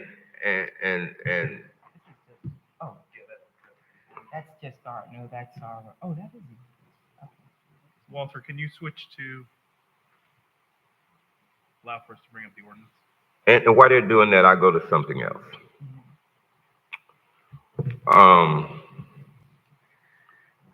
In your agreement,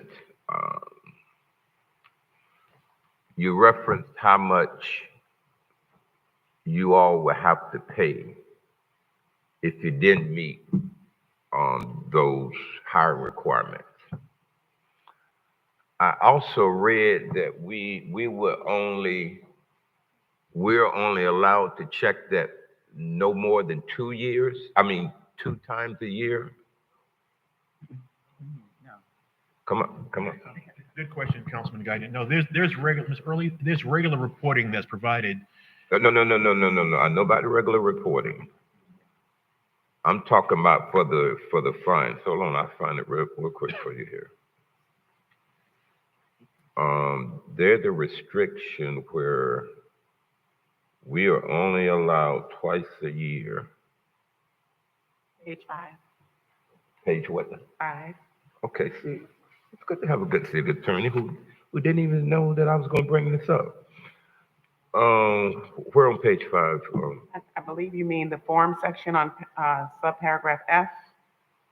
At the city's request, but no more than twice a year, the developer. Yep. Page 5. I knew I read it somewhere. At the city's request, whenever we want to request it, but no more than twice a year, the developer should provide the city copies of the letter of assent, which proves if you're meeting our requirement. Why we're restricted to only twice a year with that? Mr. Guyton, Councilman Guyton, excuse me. What the assurances that you will get will be the regular reporting that we must do. This item is simply the document that we give our subcontractors and then return it to us. So that document is a subcontractor saying, yes, we will comply, the letter of assent, we will comply with the requirement, but whether or not they're actually doing that will be shown in the report. Okay, this reads a little differently. It says that the developer should provide the city copies of the letter of assent. And that was but no more than twice a year. And you're saying now that we can get it more frequently? No, let me be clear. That area is not very important to us. If the city... Wait. I'm not to interrupt you because I don't like to be here all night. It's important to me because this is the letter that we are agreeing that you list the people who meet those requirements. So it's very important to me, may not be important to you, but that is the form that we have agreed to, where it's listed, where you list the names, verifying that you're meeting the requirements. That is important to me. Understand that. I believe what's extremely important to you are the reporting of our success. The letter of assent is a subcontractor saying, yes, we're going to follow you, but it's the report where you hold us accountable. I think it says a little more than that. I think it identifies the people, if I'm not mistaken. Does the letter of assent identify the people on Ms. Gaines? Actually, it's just a commitment to the 20%. But the other key thing is, I'll find it real quick. Okay, and the other key thing is there's going to be a construction field representative that's going to be working closely with the contractors and the partners. I read that too. Right. The letter of, let me see, this is to confirm that company agrees to be bound by a local minority employment and participation plan as outlined in the Mihop agreement and its successors and assignees. Such obligation to be bound shall extend to all work covered between the parties, and this company shall require all its subcontractors of whatever tier to be similarly bound. Yeah, Councilman, we're willing to give that to you far more than semi-annually. Okay, that's good. Okay, we need that. Okay, let me move on very quickly here. Okay. Do you have your agreement with you? Yeah, we have the agreement. On page 4. Affirmative marketing. Where you talk about doing the outreach and including radio, minority targeted radio, and media. Could we get verification when you are doing your outreach to verify what outlets that you're actually hitting? Absolutely. Okay, thank you. Let's stay on that page for a minute. Sir, what page is that? That was on page 4. We're on page 4 of the agreement. Okay. Right beneath that item is first source hiring. This is where I commended you. the developer will provide first opportunity to City of Riviera Beach minority residents for notice applications, referral, and hiring via city first source referral partners. My question is, how will we know that the residents are getting first source? How would we know that the residents of Riviera Beach is getting first opportunities? Yes, those referrals that we get from the first source partners will be coded by zip code where those individuals live and also by their race.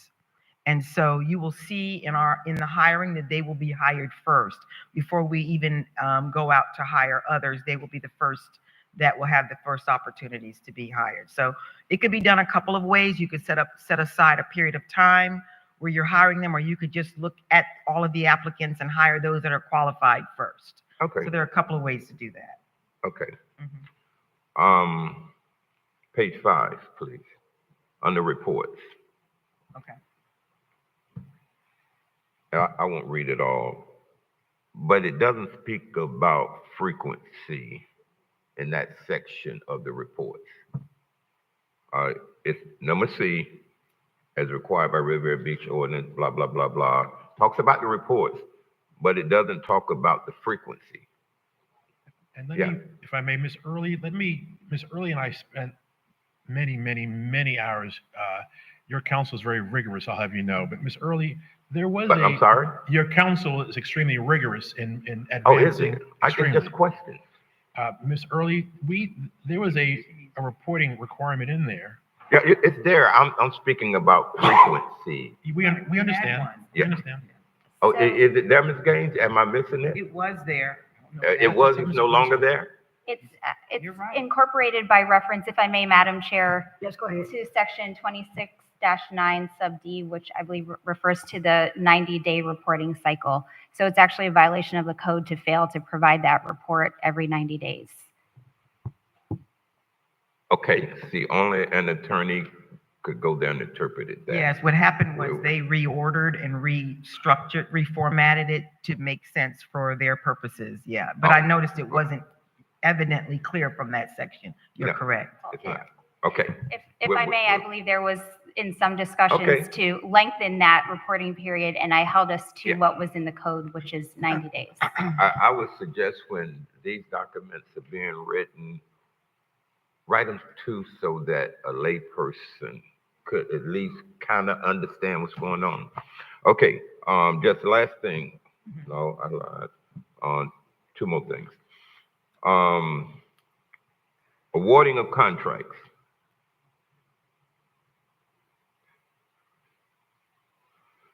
This is where the developer agrees to require all contractors and subcontractors of whatever tier to meet the same requirements that they met. So I'm gonna go back to my question about the 20%, which is the minimum, I might add. That is what is in our ordinance, and you met the minimum. And I was curious about section 4. Why couldn't that 10% be added to the 20 and not included in the 20? If you read it closely, it refers to a 10% at the bottom there. And at the top, the one that you all chose is the 20%. Right. So my question is, voluntarily, no pressure. No, Why you're couldn't you correct. all just incorporate that 10% and also give us the 20%? Code to select one of those options. I know. But again, if you remember, while we selected that first option, we are going to use outreach and pipelines and tracking for apprenticeship programs. Yeah, So we hope to, we know we're going to exceed the 20%. Yeah, which is good, Yeah. My question was only asking about exceeding the minimum voluntarily. That's really where I was going. And we're going to do that, absolutely. That's all I was trying to get to. You know, I got you. don't have to say that. I understand. We're okay. Thank okay. you. Voluntarily. Okay. The last question, Article 7, that last sentence, city shall have the right to pursue all available remedies if, and this may be a city question, if these requirements are not met. My question is, of all available legal remedies, does that also mean shutting the project down if they don't meet this?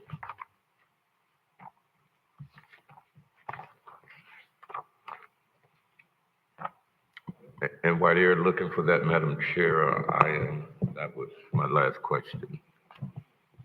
So Would be specific performance, and it's one of the remedies that we could ask of the court if we got there. But I don't believe it would be, for instance, you send the building official out to immediately shut down. No. I mean, after we go through the process, if they're not meeting the requirements, and who in the city, Mr. I'm sorry, Madam Chair, am I asked a question here? Yes, go ahead, sir. Okay. Now you ask me. I know. We had a conversation. Who is going to be who is going to be the one monitoring whether they're meeting these requirements from the city side? Madam Chair, if I may. Yes, go ahead. With regards to this, and Director Sermons, please provide some clarity if I misspeak. There is a third-party outfit they're responsible for the compliance role of the particular arrangement. Is that an accurate assumption? Also, Madam Chair, if I may. Wait, let them answer. Hold on, people. I'm sorry. Madam Chair, yes, that's correct. Okay. Madam Chair, if I may ask Attorney Early a question. So from a compliance perspective, if they're in fact not compliant with the report, can the city legally withhold permits for subsequent phases of the construction if the report is late or has not been filed accordingly? Madam Chair, the answer to that question is yes, pursuant to the agreement. Madam Chair? Yes, go ahead. Okay, I guess this might be to either attorney, or it could be to the developer. I believe you said there's a performance bond guaranteeing this portion. Yes. So therefore, are we going to be named as an additional insured in that performance bond? Yes. So then we can call that bond if you are not meeting those requirements. And then the insurance company would have to either pay us or make sure that all those requirements are being met.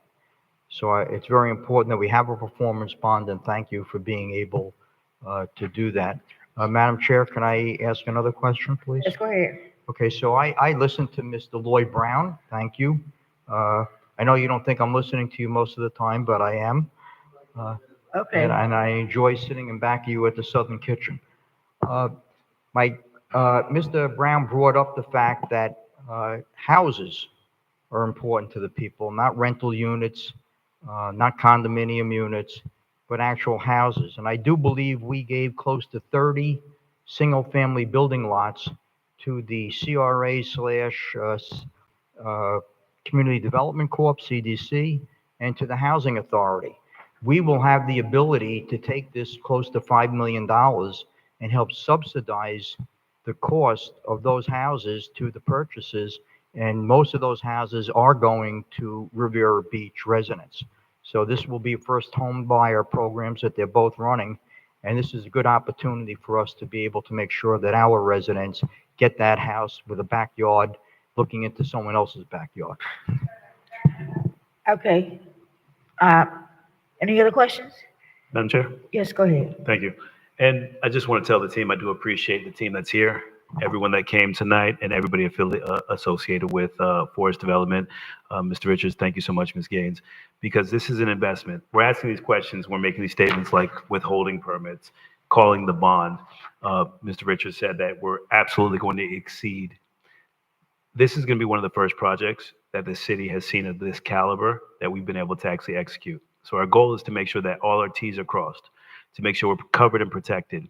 And we appreciate the sentiments in the statement, but if we don't codify this in code, and if it's not clearly in layman's terms documented, we're going to have to go to a position where we have to make it contentious, and nothing from this dais is going to be contentious anymore. We're going to be good partners and a good relationship with the developers that are here. That's our whole intent. So at times I tell people I have preference for steak when I go out, But if I look at this menu and I can't afford it, I'm not going to actually get steak. So you can give preference to individuals from Riviera Beach.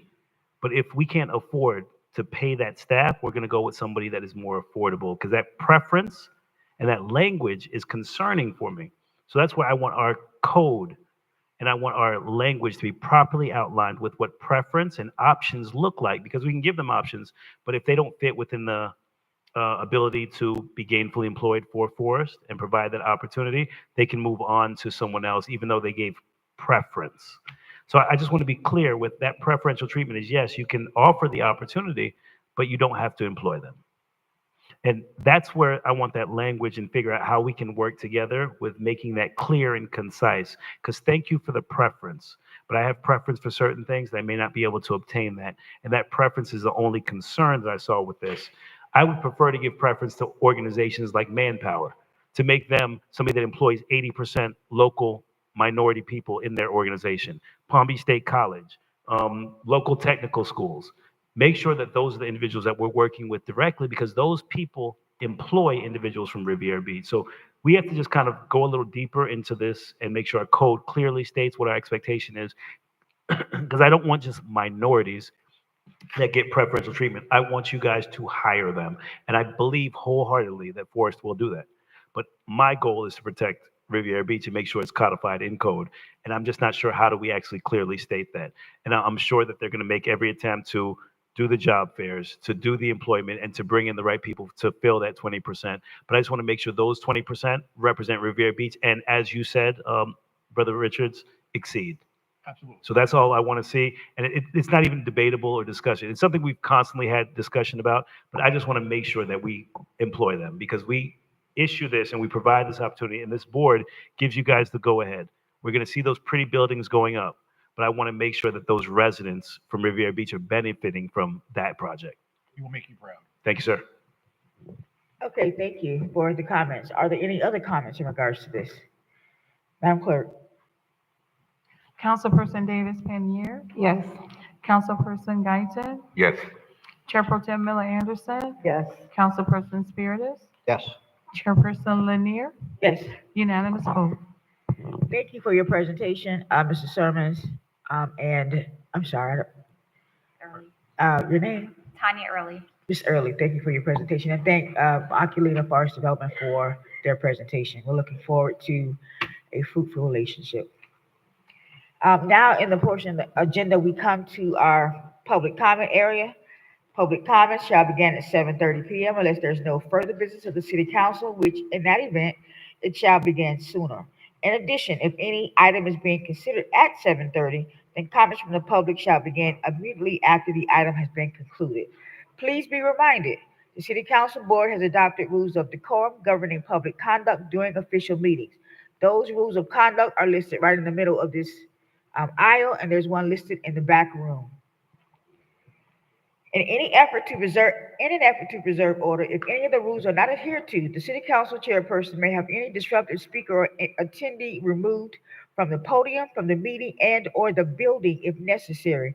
Please govern yourselves accordingly. Madam Clerk, how many public comments do we have? Madam Chair, we have 12 public comment cards. The acceptance of the cards is now closed. Okay, go ahead. The first speaker is Pito Wilson, followed by David Wilson and Aman Israel. Peter Wilson, David Wilson, Aman Israel.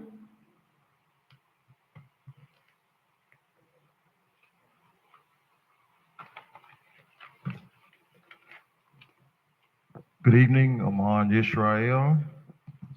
I really can appreciate the questioning and knowing just what it takes for Riviera Beach businesses to be able to work on this project. Also would love for the council, when we use the term workforce housing and affordable housing, what does that mean monetarily? What kind of salary would Riviera Beach residents should have? Because we use that term, I think, a little loosely.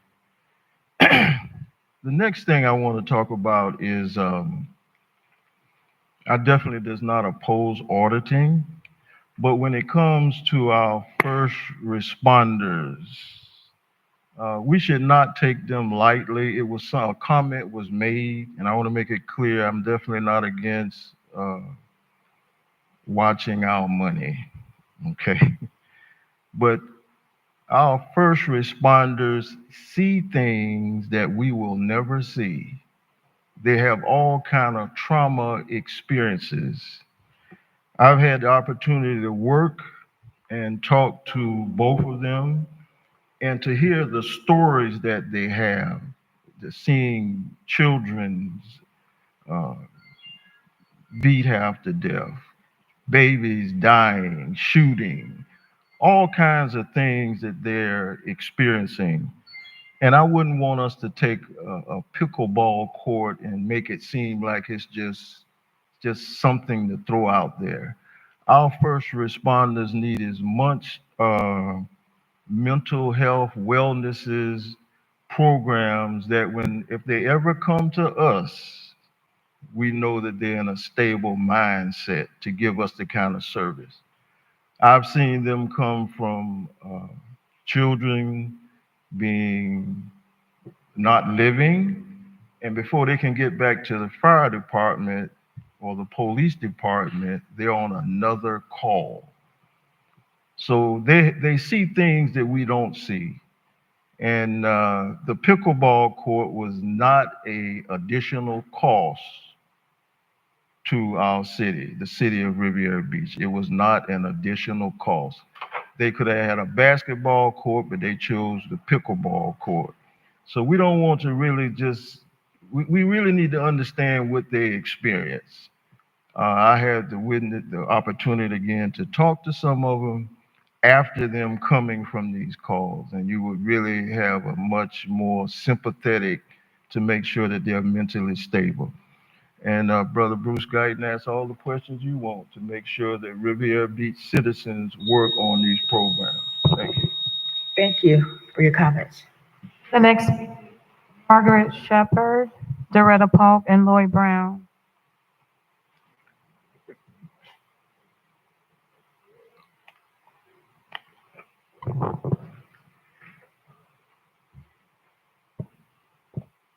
Margaret Shepherd, Riviera Beach.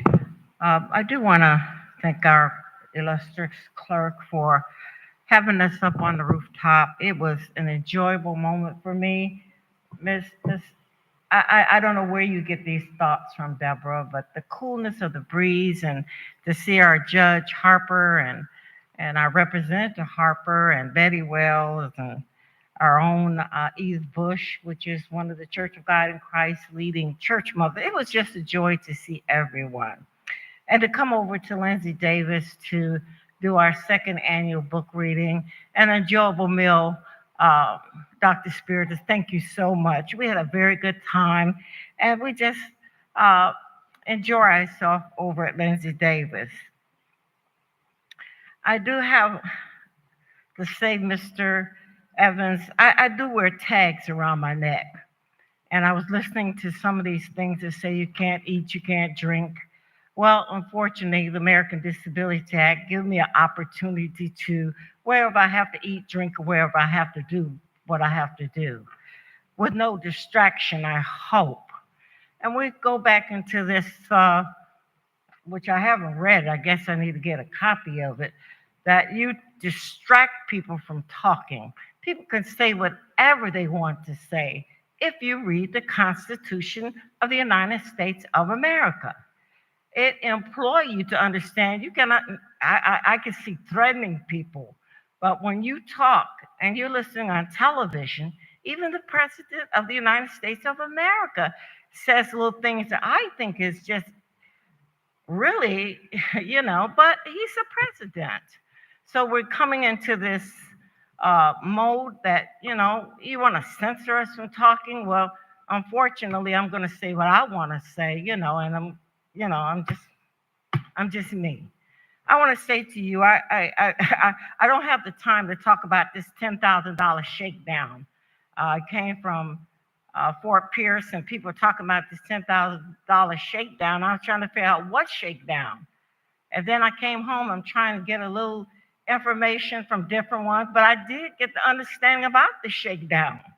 And I think that we should not go into this non-transparency of doing things that just cause conflict within the city. And I was so traumatized until I called Ethan Stein from Channel 5 and I said, can you please come over here so I can explain to you what's going on? Or maybe you can explain it to me. So I got the clarity of it. And I was disheartened that people will do such things, and yet the people are sitting here today to listen to it. Thank you for your comments. Please don't say nothing to me. Thank you for your comments, ma'am. Shut up. Could you escort this young lady out, please? Thank you so much, sir.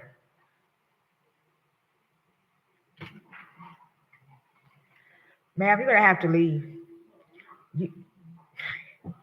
Here we go again with this. You're gonna have to leave, ma'am. We're gonna take a 5-minute recess.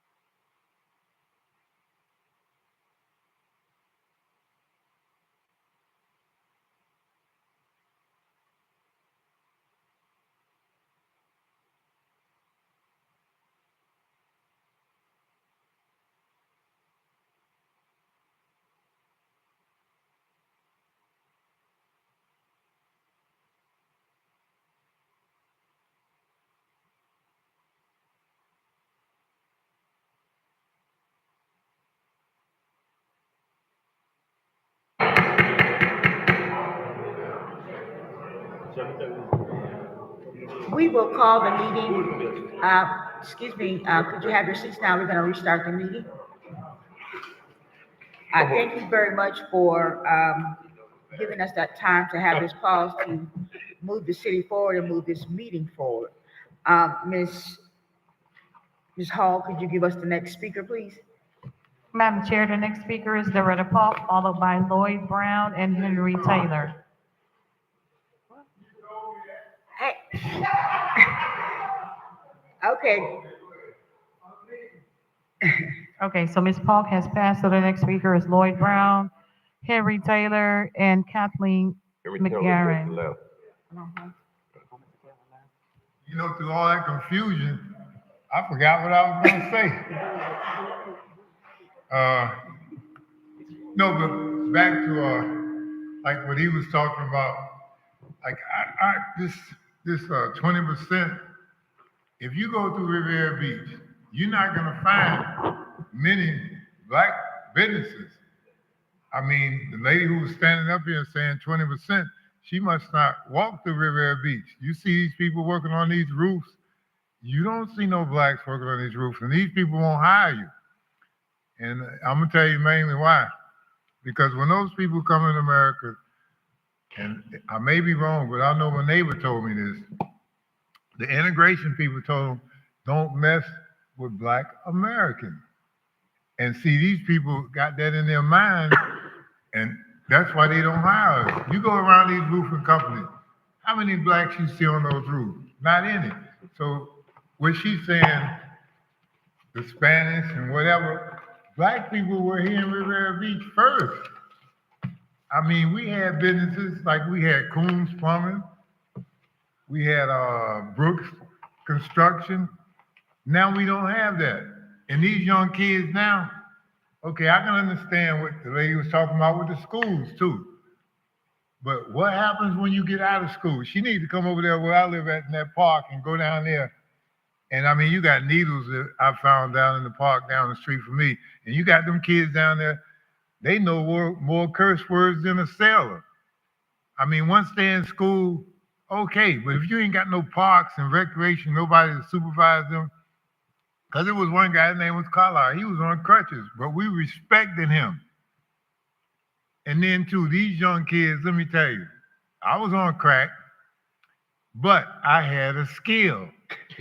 No, I had a skill. So I could work on your car, do something. These young kids don't have no skill.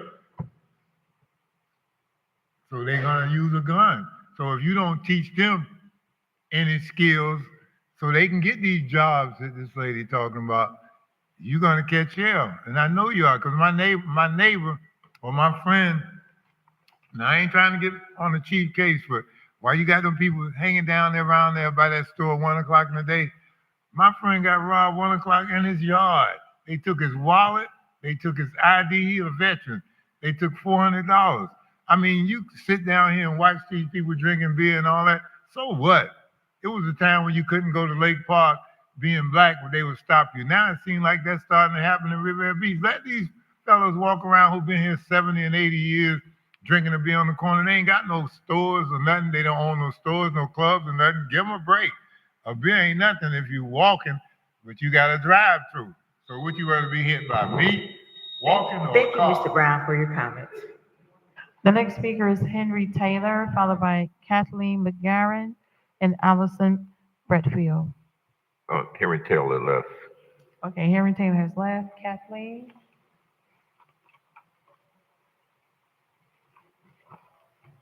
Good evening, council members, Mr. Mayor, Madam Chair.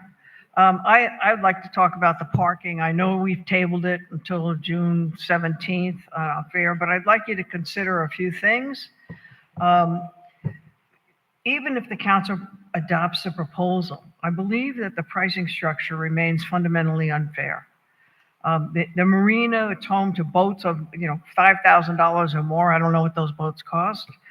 Fishing charters that charge $550 and more for half a day fishing. Those businesses are benefiting from a much lower pay scale on the parking than, for instance, the Ocean Mall. In the Ocean Mall, the areas should be open and accessible. You want people to go to the beach. And this is for your residents.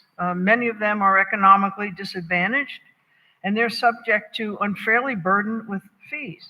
People wishing to visit the beach or stay for 3 or more hours. Nobody goes to the beach for an hour. By the time you get down there, it's not worth it. So for many residents, even if you take your annual permit fees, that's out of reach of some of your residents. The season's ended. The businesses at Ocean Mall will suffer. The off-season has already led to decline in business. With the Mulligan's has recently closed its doors. Parking fees will further discourage the patrons from visiting those areas and creating yet another obstacle for these businesses that are local.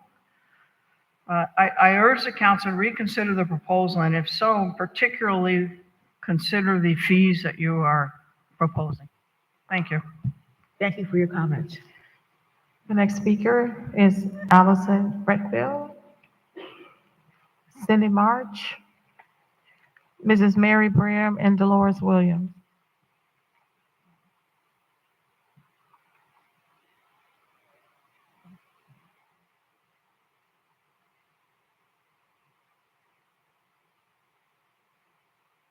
Good evening, council. I first want to say, I went back and looked at the regular meeting that was held on April 16th. I just want to say thanks to Mr. Evans for giving more of a clear understanding that we are allowed to bring a bottle of water and a sealed container of snacks. Please feel to correct me if I misunderstood you. On the other hand, I want to say thank you to the office for whatever reason you all did not take the directive to remove me from the podium that would have clearly violated my rights for freedom of speech. Due to the fact I clearly did not threaten anyone or use obscene language to no one. Have always shown respect to any police officer and will continue to do so for whatever reason. To the elected official, respect is earned, it's just not given. As a resident, I will continue to voice my opinion in a respectful manner so I will not be deprived of my rights. I will not be bamboozled and have my back against the wall because of fear of personal vendettas towards me when I voice my opinion that comes from the same leaders on the dais. Some of us who take time out to come to the meeting because we care. We was born and raised in the city, so we are respectable. The least you can do is let our voice be a beacon for the city. We have been labeled as bullies, gangsters, troublemakers. We are singled out for not having decorum, and this is just not acceptable. If I must stand alone, at least I know I'm not losing hope for our residents. Therefore, I'm not going to stop attending the meetings because this is a great need of improvement from our leaders. A few of the people that don't look like me get up the podium almost every meeting and describe us as stupid, incompetent, and they never be escorted, interrupted. Can you please make it make sense for having decorum? Also using pronouns to describe us as you people, them people, those people. But you give them a hand clap instead of interrupting their 3 minutes derogatory speech. Into closing, Mr. Evans, I just want to know, after attending the meeting and greet candidate for the utility director town hall, your disposition towards me was very impolite and disrespectful. To deprive me of using the microphone to ask a question like everyone else had the opportunity do not make you no more of a man. Ma'am, What it should show is you being petty and in no more of a man. Could you What it shows you escort being this young petty lady and because we're not gonna unprofessional. As a leader, Where's the police sad officer? part others saw your behavior. Could you please cut her Correction mic will off? never end with a leader have like to leave, you. ma'am. Chair, You I have to yield leave. back. You have Good to night. leave. Good night.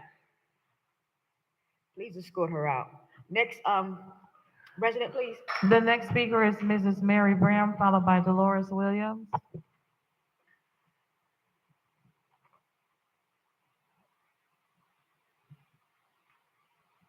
Good evening, Ms. Mary Brown, to the board, to the chairs, everyone in their respectful places here. First of all, I would like to say a happy Mother's Day, because Mother's Day is this coming Sunday. To the moms, to the grandparents, to the godmothers, to the stepmoms, to the aunts, to everyone, because you deserve that accolade. To Miss Deborah Hall in pursuing her degrees and stuff in meeting the aptitudes. Go ahead. You know. We'll put your time back. Go ahead, Ms. Brown. Okay. I don't forget what I was. Okay. That's Happy okay. Mother's Day. Happy What Mother's was Day, that? Miss Brown. You That's know, what you was. see, it makes you lose your train I of know, thought, I know. you know. I know. So, but anyway, I did say about the mothers. So a happy Mother's Day to everyone. And to Miss Deborah Hall for continuously pursuing the things that she needs in order to make that clerk's department A plus. I always like to say A plus because I always like to go beyond. Uh, Crew Lounge tonight. It was 50 cents a wing night down at the Crew CRUE down on Northwood Road. So that's a socializing place there. So tonight is Wednesday night. Every Wednesday night, the wings are 50 cents. There's all kinds of wings. And they start at 7 o'clock. So we was hoping to get out of here. So you all come on down there and have a good time. To Miss Emma Banks, I was not able to get there on Saturday because it was a family death. And my condolences still goes out to the Porter family, Dorothy Porter, Patricia, and Mildred, and 67 of those grandkids, and 47 of those great-great-grandkids.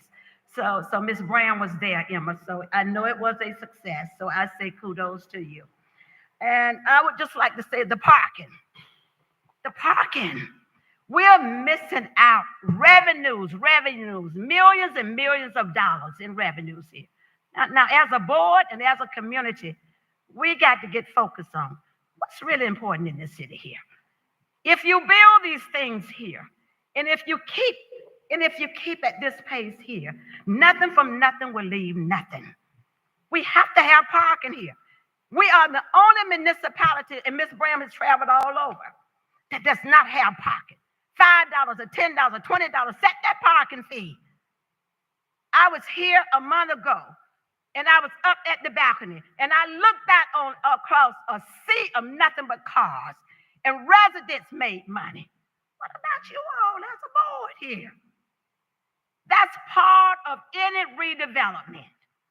And if you build out these things here, what would these people park? We have to meet those challenges. We have to. And one sector is no better than the other sector. What's good for the geese is good for the gander. And we as leaders, we have to step out on what is right and the things that is right to move this city here forward in a direction where everybody can benefit. We have buildings and stuff to be built. Thank you very kind. Thank you so much for your comments. Madam Chair, the last speaker is Dolores Williams.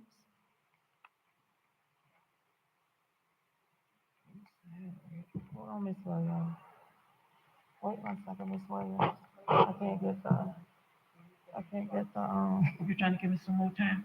no, I'm trying to get it to reset. Sorry, it's not resetting.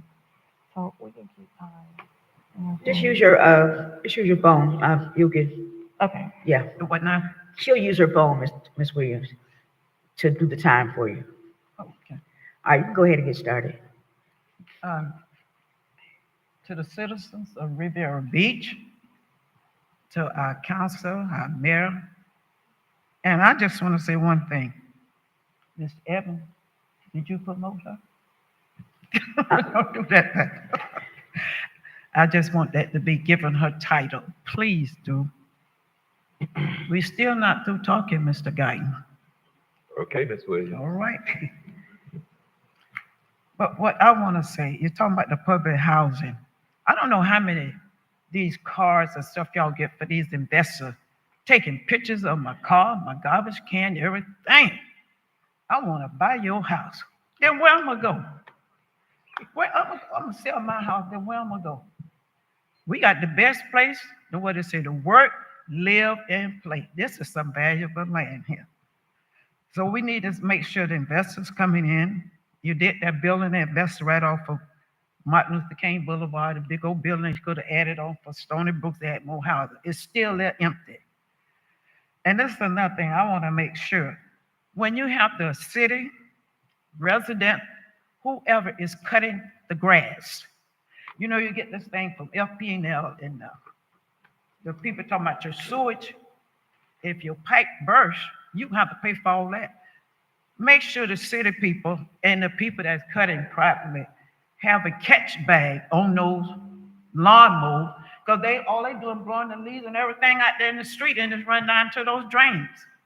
Those drains need to be cleaned out. I don't think that'd be fair for us.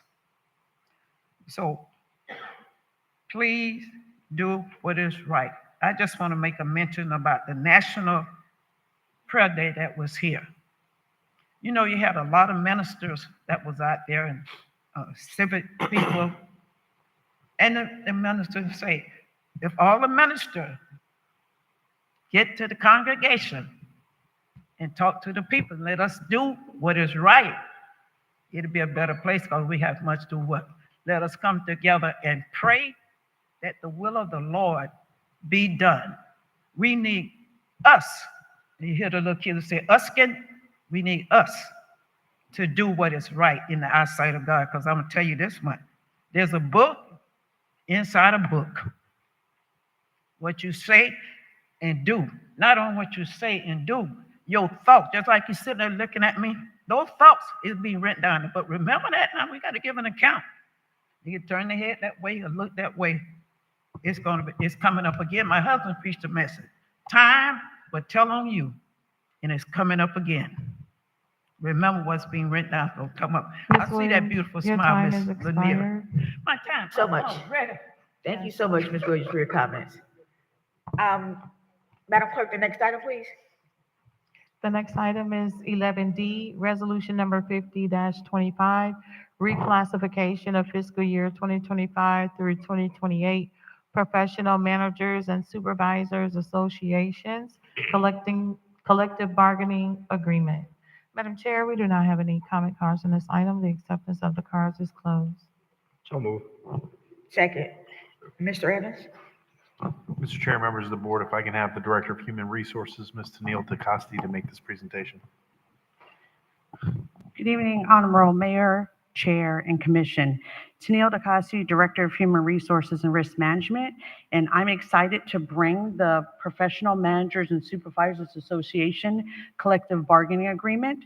Just to give you some background, staff did negotiate this contract previously, and it was ratified in April 2019. Staff also brought forth SEIU August 2024, and their wages were increased. As you're aware, some SEIU employees do report to PMSA, and this caused compression and also inequities in pay. So the city and PMSA decided to reopen contract negotiations.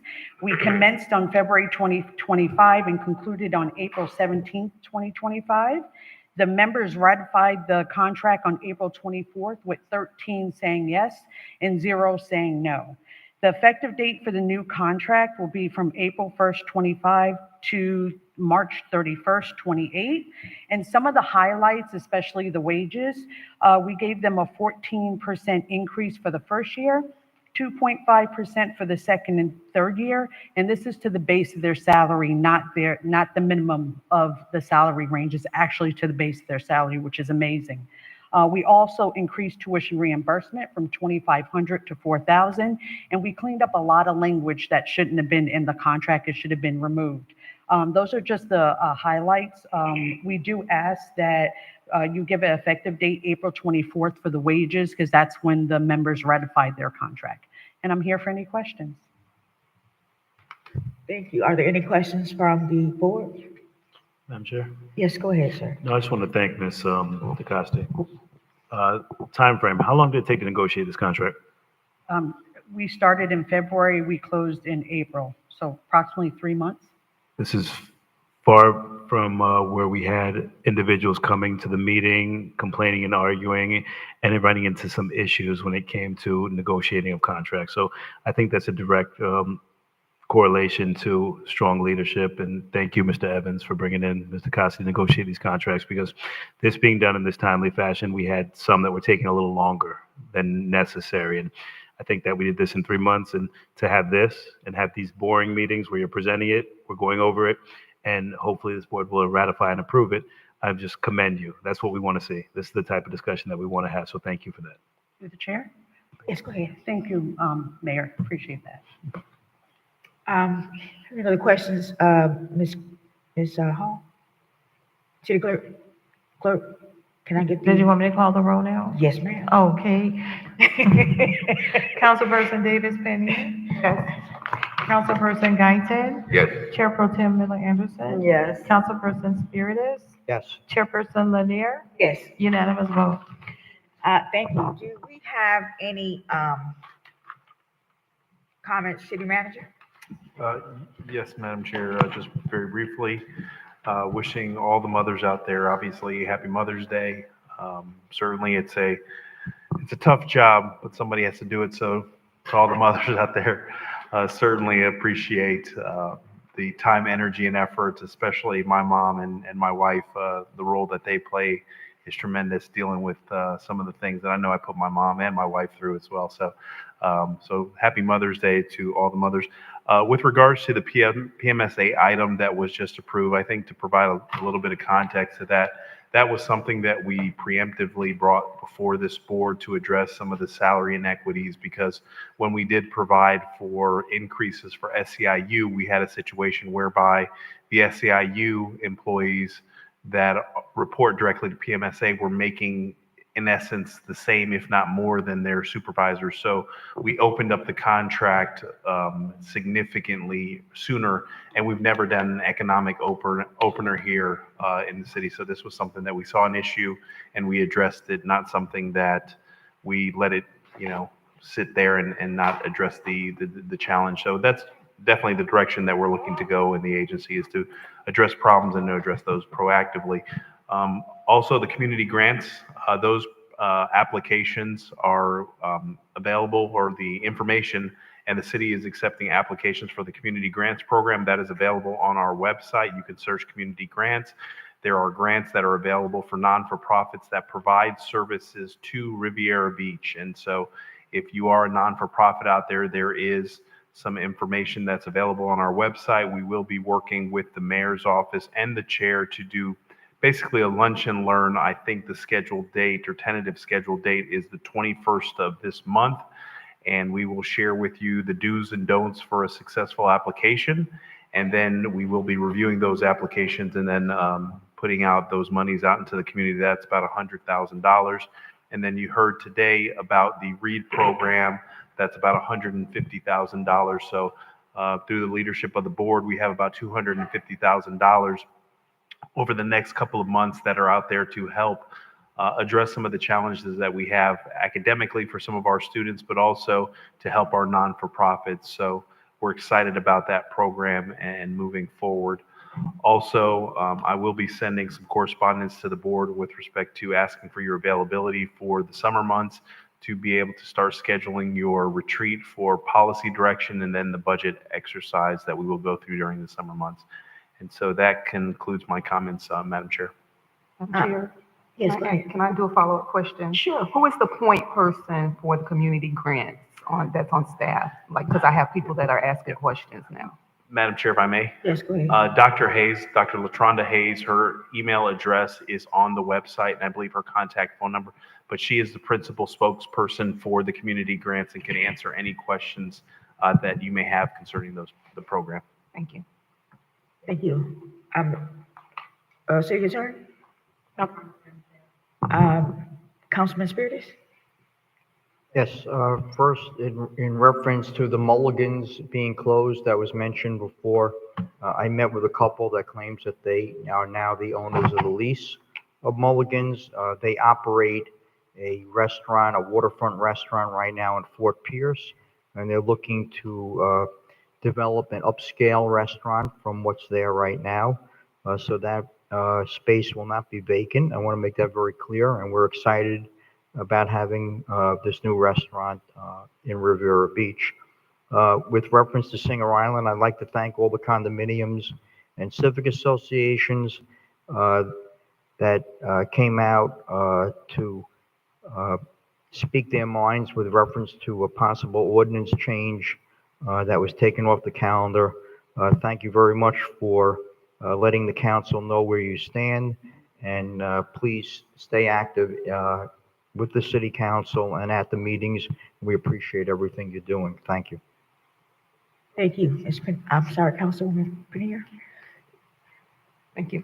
I would like to say Happy Mother's Day to all the mothers early. You deserve everything, whew, and more. I also would like to thank the youth that participated tonight. You all did a phenomenal job. Jeremiah, proud of you. I usually hear you at my sorority's prayer breakfast, so it was great to see you here tonight. You did an awesome job. Also, the National Day of Prayer, I would be remiss if I did not say how awesome it was to see the ministers, the community, and our staff and leaders there. And we did have a blessed time. It really was impactful. I had some positive feedback from people in the community that participated, and it was just really a blessed day, a blessed morning. Let's see. I want to say congratulations to Dr. Banks for another successful My Teacher, My Hero gala. And congratulations to all the educators who were nominated and won awards, because we know that our educators are so important.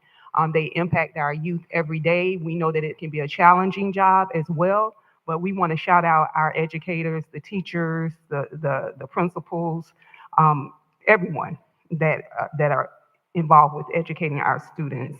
And then I would like to say that I am so happy to welcome my new legislative aide, Ms. Chandra Stringer.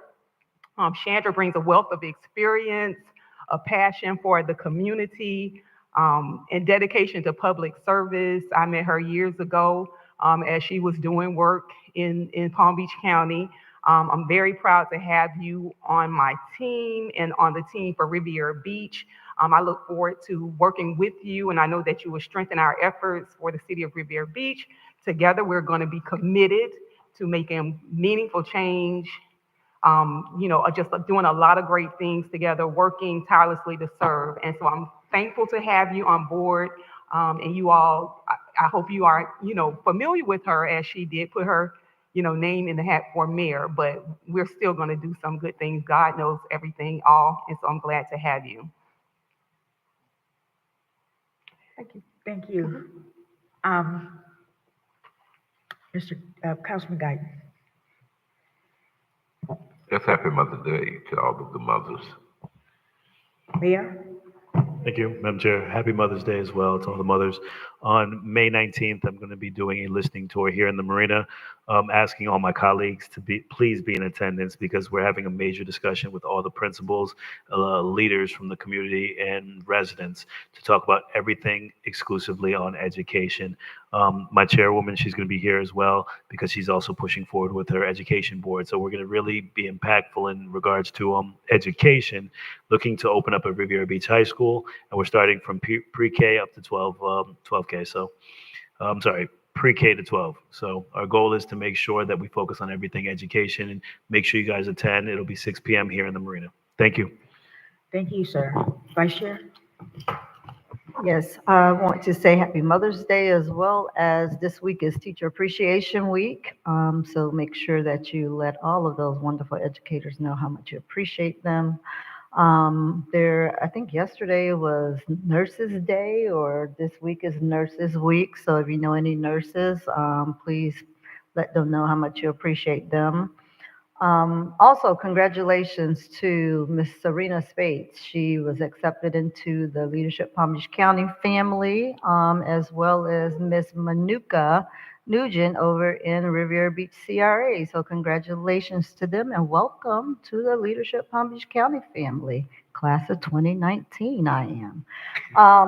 But I think that's it. Happy Mother's Day, everybody. Thank you. I just have a few comments. Our education committee meeting is tomorrow night over at the Brooks Center, 6 p.m. We have a community engagement meeting the second Wednesday of every month. That's next week on the 14th at the Brooks Center, but that one starts at 4. And also on May 31st, we're having our May 10th, Juneteenth annual celebration over at the library at 6 p.m. But I also want to say that in conducting meetings and in trying to do the business of the city, I will not have people to be disruptive. I will not have people to be disrespectful. And anyone who feels that they can do that cannot stay in this room. We are here to do the business of the city, and it is a lot of business. So anyone who wants to be disrespectful or who wants to not participate, then I suggest that you stay home. And with that being said, the meeting is adjourned.